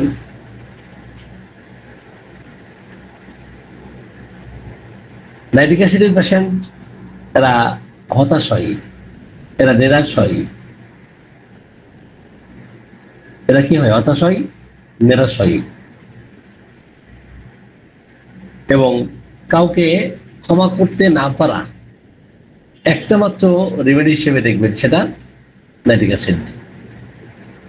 যদি উভয় মেডিসিনের স্রাবের পার্থক্য করি, যে প্রচুর পরিমাণে স্রাব হবে, দুর্গন্ধযুক্ত স্রাব হবে, ঘন পুজ আসবে, কিন্তু সেখানে প্রথম পনির দীর্ঘদিন রাখলে যেমন পচন ক্রিয়া তৈরি হয়, এই ধরনের দুর্গন্ধ আমরা হেপার সালফের ওই ক্ষত থেকে, ওই স্রাব থেকে আসতে থাকবে।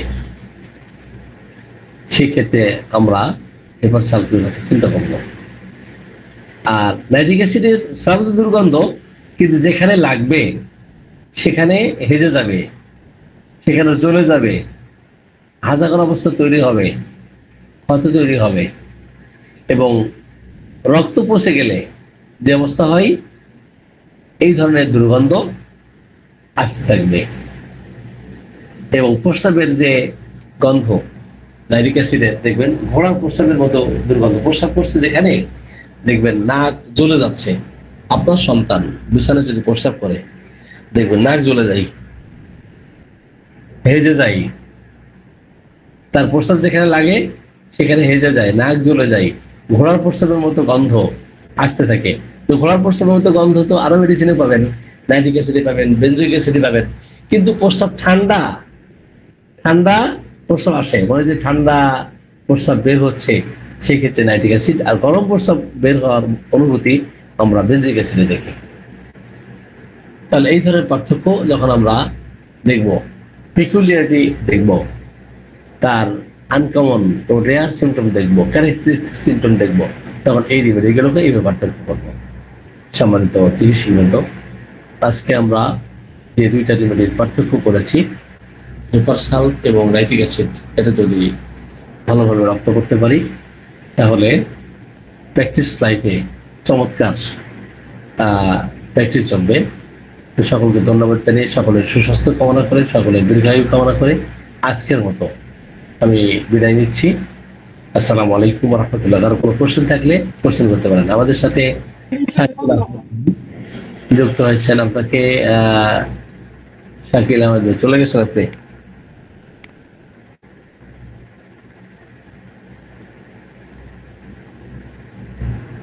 জি, আর কোনো কোশ্চেন থাকলে কোশ্চেন করতে পারেন। আর কোনো কোশ্চেন আছে? স্যার আমার একটা কোয়েশ্চেন আছে। জি, মহিলাদের সাদা স্রাব, যেটা ঘন একেবারে সাদা স্রাব যেটা হয়েছে লম্বা সুতার মতো, স্যার ওইটার জন্য স্যার কোন মেডিসিন হতে পারে স্যার? লিকুরিয়ার জন্য রেপার্টরিতে আপনি অনেক মেডিসিন পাবেন, ঠিক আছে? কিন্তু সেটা যদি হয়ে থাকে আপনার সুতার মতো, কি বলেন, সুতার মতো লম্বা, তাই না? এই ক্ষেত্রে ক্যালিবাই খুব ভালো ভালো মেডিসিন, বুঝতে পারছেন? এক্ষেত্রে ক্যালিবাই হ্যাঁ হ্যাঁ, এবং ক্যালিবাই ফার্স্ট এড মেডিসিন। এই ক্ষেত্রে আরো অনেক মেডিসিন আছে। 51টা মেডিসিন পাবেন কমপ্লিট রেপার্টরিতে। কতগুলো মেডিসিন পাবেন কমপ্লিট রেপার্টরিতে? 51টা মেডিসিন। আপনি রুব্রিক সার্চ দিবেন, ফিমেল চ্যাপ্টারে এসে লিউকোরিয়া রোপি মিন্স দড়ির মতো। কিসের মতো? দড়ির মতো। টেনাইশাস, স্ট্রিনজি, চটচটে, হ্যাঁ স্ট্রিনজি, হ্যাঁ হ্যাঁ দড়ির মতো, রোপি, টেনাইশাস অথবা স্ট্রিনজি। এখানে কমপ্লিট রেপার্টরিতে সুপার গ্রেড মেডিসিন আছে, হাইড্রাসিসকান, ক্যালিবাই, ক্যালিকুলোর, নাইট্রিক অ্যাসিড, জাভাইনা। ফার্স্ট এড মেডিসিন আছে 18টা। একটা হচ্ছে অ্যাকোনাইট, স্কোলাসিপ, অ্যালোমেনা, বোরাক সহ অনেকগুলো মেডিসিন। এবার 28টা পাবেন থার্ড গ্রেড মেডিসিন। এটা গেছে আপনার কমপ্লিটে।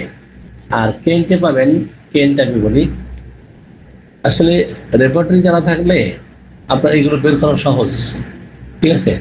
আমি কি স্ক্রিনটা শেয়ার করবো নাকি? স্ক্রিন শেয়ার করতে ভালো হয় না? জি, তাহলে রুব্রি শিখতে পারবেন নাকি?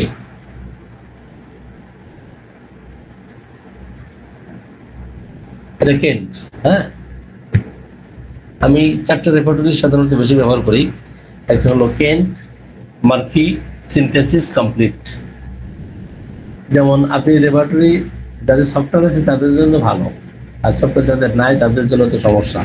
এটা হচ্ছে মার্ফি, এটা মার্ফি রেপার্টরি। এরপরে আপনি কমপ্লিট যদি নিতে চান, আবার আসেন এখানে COMPLE দিলে কমপ্লিট চলে আসবে, হ্যাঁ কমপ্লিট, এটা কমপ্লিট। আবার যদি সিনথেসিস নিতে চান, আবার সিনথেসিস আসেন, SYN লিখলে সিনথেসিস চলে আসবে। তাহলে এখন এই যে 4টা রেপার্টরি আমরা পার্থক্য করতে হবে একদম সহজে। এবার এখানে এসে রেপার্টরি টু ইউজ, এখানে এবার যেটা খুশি সেটা ব্যবহার করবেন। মার্ফি নেবেন, কেন্ট নেবেন, কমপ্লিট নেবেন। তো কমপ্লিটে যাই আমরা প্রথমেই। কমপ্লিটে গিয়ে ফিমেল চ্যাপ্টারে গেলাম, গিয়ে কি লিখবো? লিউকোরিয়া, লিউকোরিয়া, রোপি, তাই না? এই দেখেন কতগুলো মেডিসিন, 51টা, হাইড্রোসিস, ক্যালিবাই, ক্যালিকুলো সহ অনেক মেডিসিন। এই কথাটাই আপনি ধরেন আবার কেন্ট থেকে নিয়ে আসেন। আমি আমার সব আগে আমি এখানে কে সার দেবো, কে সার দিলে কেন্ট চলে আসবে। তো কেন্ট কেন্ট আমরা ফিমেলে যাই, এখানে লিউকোরিয়া, রোফি, এখানে 20টা মেডিসিন, তার মানে কত কম, তাই না? Kali bi, hydrastis, nitric acid, sabina. এরপর আসেন মারফিতে। এরপর কোথায় যাবেন? মারফিতে। আপনি মারফিতে গেলেন, এম চাপ দিলাম, মারফি চলে আসলো। আপনি অনেকগুলো চ্যাপ্টার পাচ্ছেন না, তো ফাইন্ড টু সার্চ কি করবেন? Find to search. এতগুলো চ্যাপ্টার আমার খোঁজার দরকার নাই তো, আপনি এফি এম দিলেই চলে আসবে। ফিমেল, ফিমেল, এখানে আসেন লিউকোরিয়া, লিউকোরিয়া দিলে ক্রস রেফারেন্স দেখাই, ডিসচার্জ হয়ে যায় না। এখন এখানে এসে রোপি লেখেন, 42টা মেডিসিন, ওখানে ছিল 51টা, তাই না? তাহলে এগুলো মানে ইম্পর্টেন্ট জানলে কি যে মজা, বুঝছেন? এরপরে আমরা সিনথেসিস যাবো। কোথায় যাবো আমরা? সিনথেসিস যাবো। সিনথেসিস আমি বেশি ব্যবহার করতাম, এখন 4টাই কম্পেয়ার করি। এতগুলো রেপার্টরি মাথায় তো রাখা যাবে না, যাবে? কারণ সবটা থাকলে আপনার সহজ একেবারেই। ফিমেল এসে লিউকোরিয়া, এসে রোপি, 48টা মেডিসিন। কি সহজ না? আমরা একটাই শিখতে পারি না, 3টা তো দূরের কথা, নাকি?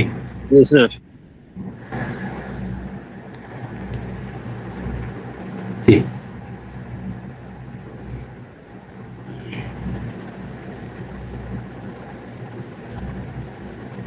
জি, আলহা হোসেন। আপাতত নাই স্যার। আসসালামু আলাইকুম স্যার। স্যার স্ক্যাবেজ স্যার বারবার ফিরে আসে।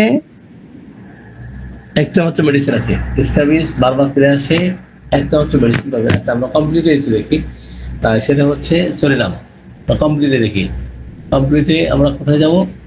ধরে আপনি চ্যাপ্টার কিছুই জানেন না, কিচ্ছু জানেন না, চ্যাপ্টার জানেন না, তো রুব্রিক একটা হচ্ছে জানেন, স্ক্যাবিস এটা ইংরেজি শব্দ, এটা জানেন, আর রিকারেন্ট বারবার ফিরে আসে এটা জানেন। তো আপনি এখানে আসেন, RECURRENT, রিকারেন্ট স্ক্যাবিস, বাস। এখন ও খুঁজে বের করুক, আমারও তো কষ্ট করার দরকার আছে নাকি? নাই এখানে, তাই না? আচ্ছা, এখানে কিভাবে দেওয়া আছে আমি জানি না। আমি সাধারণত বেশি ইউজ করি হচ্ছে সিনথেসিস।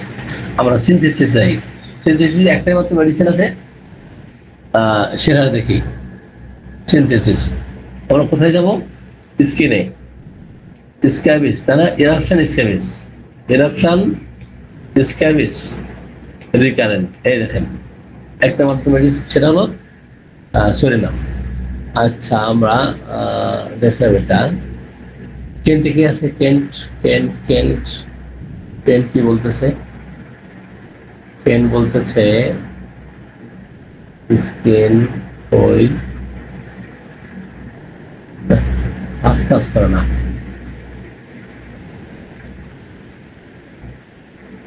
স্কিন চ্যাপ্টার,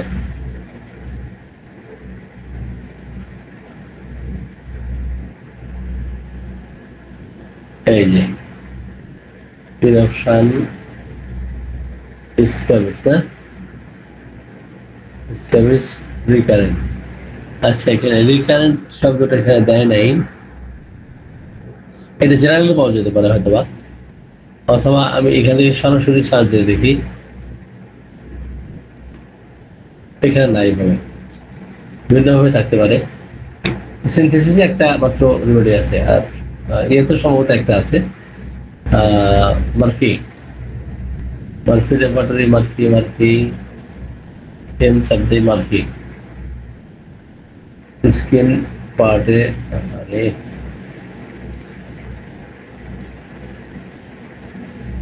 ওই মারফি, এইগুলো থেকে মাথা ঘুরে যাবে, বুঝছেন? মাথা ঘুরতে থাকবে।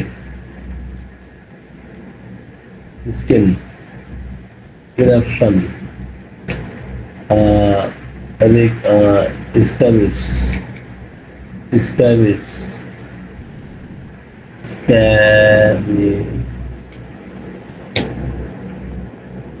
আচ্ছা, এখানে দেয় না, আমরা সরাসরি দেখি এখানে পাই কিনা।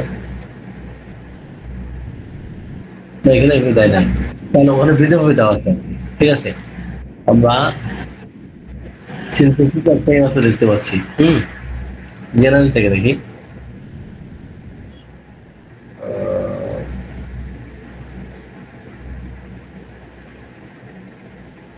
ক্যাপশন স্ক্যাবেজ স্যার একদিন শুধু সফটওয়্যার সংক্রান্ত ক্লাস নেওয়া জানা স্যার, রাখা জানা। সরি, বলছিলাম স্যার একদিন শুধু সফটওয়্যার সংক্রান্ত ক্লাস নিলে ভালো হয়, আমরা কি শিখতে পারলাম প্লাস একটা সফটওয়্যারের কস্টিং কেমন, একটা প্রিপারেশন দিলাম স্যার, সেক্ষেত্রে আমাদের কি প্রিপারেশন লাগে? একদিন শেখা যাবে না ভাই। আমি এক যুগের বেশি সফটওয়্যার শিখতেছি, এখনো শিখতেছি।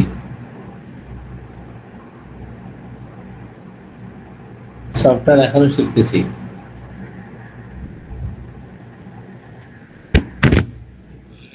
ঠিক আছে, স্যার আপনার সাথে একটু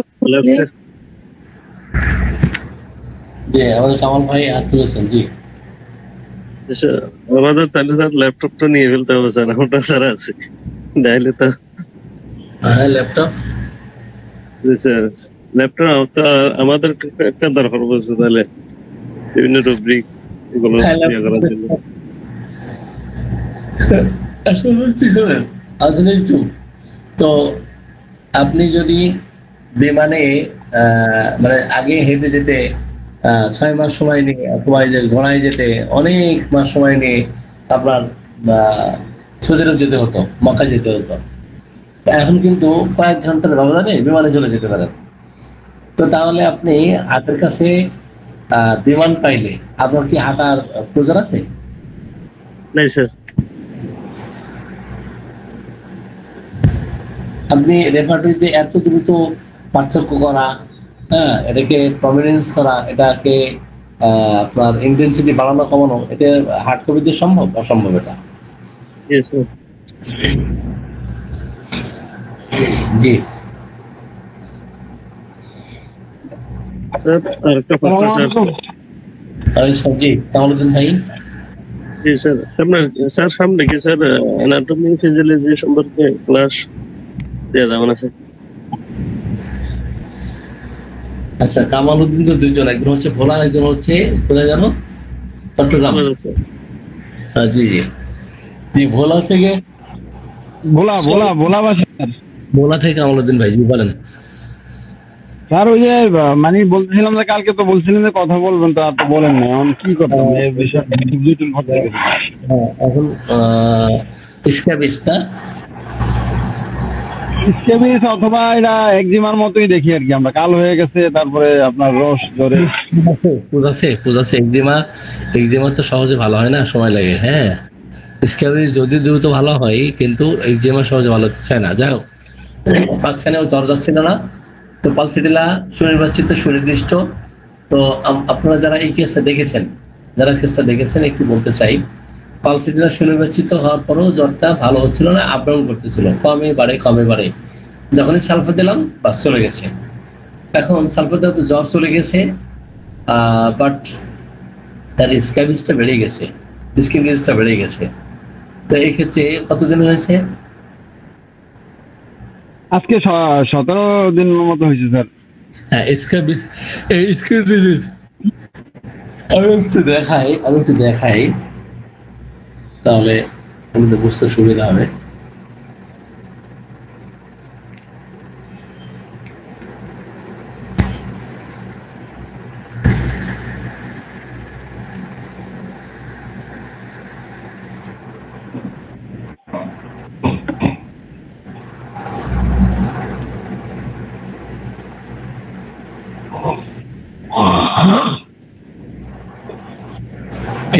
এটা তো জি স্যার, এইগুলো স্যার।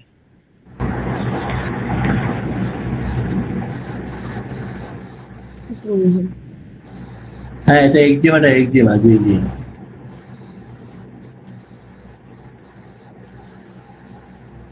চুলকায় স্যার, চুলকে অস্থির হয়ে যায়, এরপরে ধুইয়া বুঝতে পারছি। রস ধরে, এটা কানের দেয় যে উপরেটা কানের স্যার, এটা কানের দিয়ে একটু দেখেন।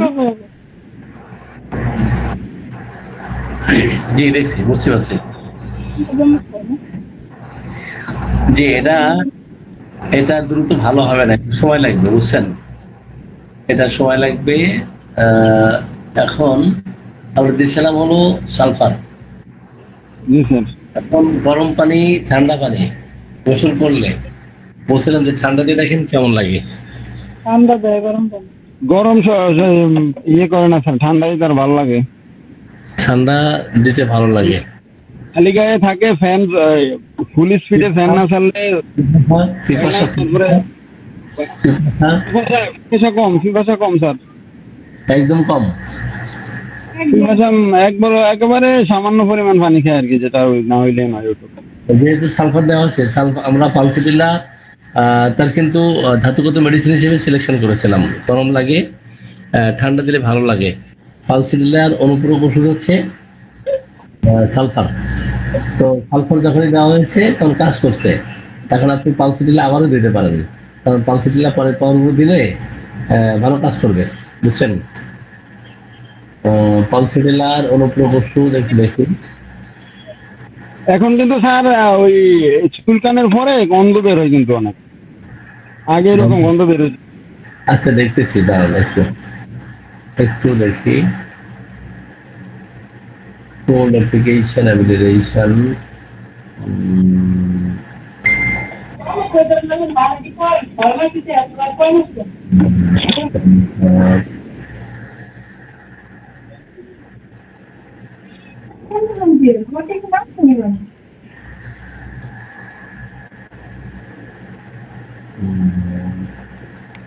আচ্ছা, চুলকায় কখন বেশি, কখন চুলকায়? বিকালের থেকে চুলকানিটা বাড়ে স্যার, রাত্রে পর্যন্ত, রাত্রে একেবারে মধ্যরাত পর্যন্তই, বা রাত্র 2টা-3টা পর্যন্ত। বিকালের থেকে চুলকানিটা ব্যাপক বাড়ে, আর দিনে অল্প স্বল্প চুলকায়, কিন্তু বিকালের থেকে বেশি চুলকায় রাত্রে, সন্ধ্যাকালে বেশি। তারপর রাত্রে ঘুমের মধ্যে 2-3 বার চুলকায়, উঠে নিজে উঠে যায়, ফাওটা ধুয়েই। আচ্ছা, গোসল করলে ভালো লাগে না? গোসল করলে জি স্যার। গোসল করলে ভালো লাগে। ঠান্ডা পানিতে গোসল করতে চাই? জি স্যার, ঠান্ডা পানিতে গোসল করতে চাই।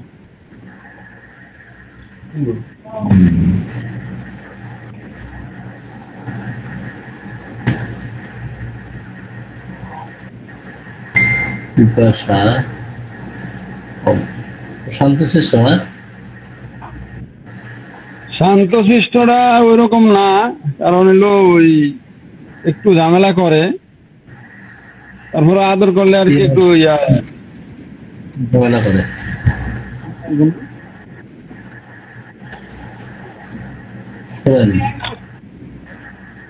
ইচিং, বেইদিং, মেডিটেশন, ঠান্ডা পানিতে গোসল করলে ভালো লাগে না? জি স্যার। তো বেইদিং ওয়াশিং থেকে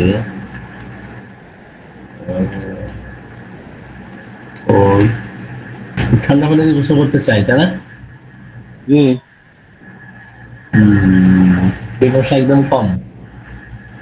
পিপাসা কম sir.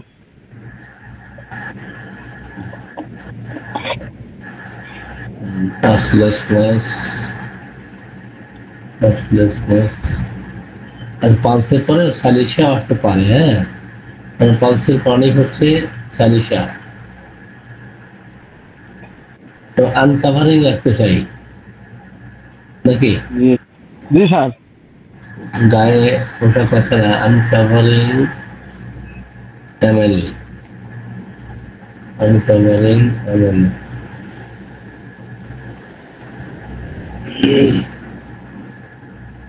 aggravation, uncovering, covering aggravation.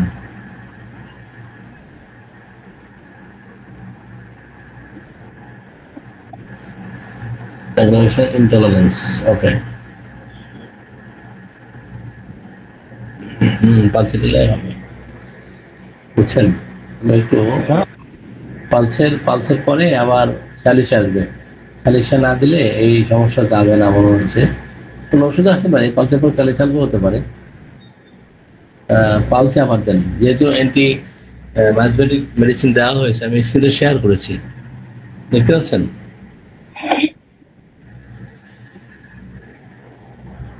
দেখা যায়? জি স্যার। থেকে বেদিং ডিজার কোল্ড, ঠান্ডা পানিতে, ঠান্ডা পানিতে গোসল করলে করতে চাই। আচ্ছা, গোসল করতে চাই, তারপর এটা আছে উপশম হয়, সেটাও দেখি।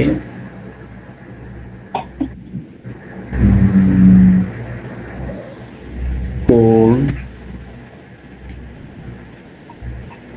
হ্যাভেন,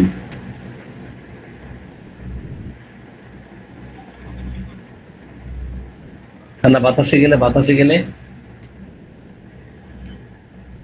ঠান্ডা বাতাসে সে ঠান্ডা বাতাস চায় স্যার। ঠান্ডা বাতাস যেমন ফুল স্পিডে ফ্যান চায়, অল্প স্পিডে ফ্যান দিলে সে ফুল স্পিডে নিজে দিয়ে দেয়, আবার নিজে এটার ভিতরে থাকে। শোনেন, windows open, must have windows. আর জানলা বন্ধ রাখতে পারে না, জানলা খোলা রাখে। জানলা খোলা থাকে? জি স্যার, জানলা খোলা থাকে, কোনো গরমই সহ্য করতে পারে না। ঠিক আছে, শুনেন, পালসিডেলা হবে। হ্যাঁ, পালসিডেলার অনুপ্রভ ওষুধ ইসলামের আগে সালফার,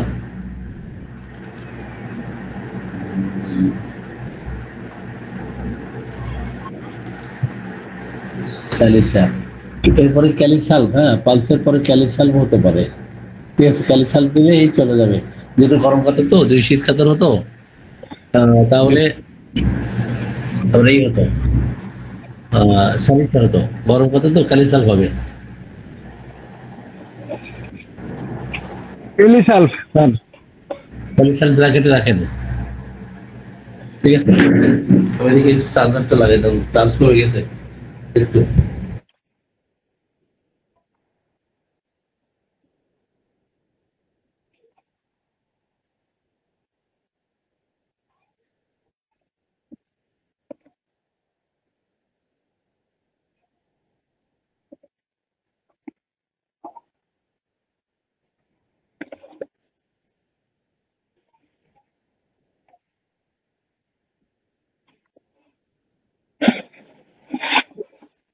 তাহলে কি স্যার এখন ফালসিডিলা দেবো আমরা? হ্যাঁ, পালসিডেলা দেন। কত দেওয়া ছিল এর আগে? এই যে 2 দেওয়া ছিল, 2 থ্রি দেন। হ্যাঁ, কিভাবে দেবো স্যার? কত কাফিন কতবার? একবার দুবার কাপিং করেন, থ্রি দেন, দিয়ে আচ্ছা, এরপরে ক্যালিসাল ব্র্যাকেট রাখেন। ঠিক আছে, ক্যালিসাল দিলে চলে যাবে ইনশাল্লাহ। বুঝছো না? তাকিয়া তাকিয়া স্যার। ঠিক আছে। আর স্যার ওই যে ফারজানা আক্তারের একটু বিষয়টা যদি শুনতেন। ওনার সমস্যা তো ওই যে সেদিন শুনলাম, ওষুধের কথা বললাম, তো কি অবস্থা? জ্বরটা এগুলো গেছে না? জ্বর গেছে মোটামুটি, কিন্তু কাশিটা হয়তো ক্লিয়ার যায় না এখনো। কাশিটা মানে অনেকটাই কমছে। পর্যন্ত যে কথা বলতেছেন, কাশি কয়বার দিছে আমি তো শুনতেছি। না কাশি সকালের দিকে দিছে সম্ভবত একবার, এর আগে না, আগে যে পরিমাণে কাশি ছিল,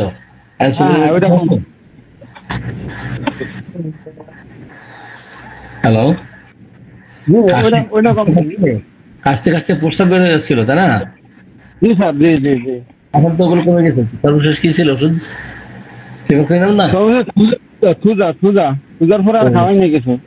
সেটাই, সুজা খাওয়ানোর জন্য 7-8 দিন খাওয়ানো হয়েছে, সুজা আর খাওয়াই নেই। এই জন্য ওষুধ দিয়ে একটু ধৈর্য ধরতে হয়।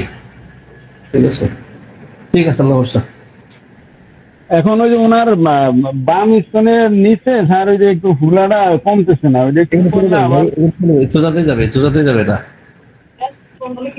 ব্যাপক গ্যাসের সমস্যা, খাইতে পারে না কোনো কিছু। বলা পর্যন্ত ঘুরে থাকে সব। সোজার পর অন্য ওষুধ আসবে, সোজা খাওয়ান। সোজা কয়বার খাওয়াইছেন? 7-8 দিন খাওয়ানো হয়েছে স্যার, আজ তো 2 দিন খাওয়াই না, নাই ওষুধ নাই। পরের পর পরে ফেরত দিব স্যার। জি, আচ্ছা ঠিক আছে স্যার। সোজার পরে অন্যান্য মেডিসিন আসবে, সেগুলো পরে। ঠিক আছে। বিশেষ করে জটিল রোগ তো দীর্ঘদিন ধরে ভুগতেছে, টিউবারকুলাম দেখেন, কারণ এর আগে দেখেন থোজা সালফার টিউবারকুলাম, এগুলো ভালো সম্পর্ক। এই জন্য তার মধ্যে টিউবারকুলার দোষ আছে, এই বারবার ঠান্ডা লাগা, এটা সেটা, এই রোগ সেই রোগ লেগেই থাকে বারবার। এই জন্য ব্র্যাকেটে ম্যাডামের ওষুধ আপনি টিউবারকুলাম লিখে রাখেন, ঠিক আছে? তাহলে এখন সুজা 3 খাওয়াবো, আর হইলো টিউবারকুলিন, আর হইছে এখন ফালসিডিলা 3, পরবর্তীতে ক্যালিসালফ।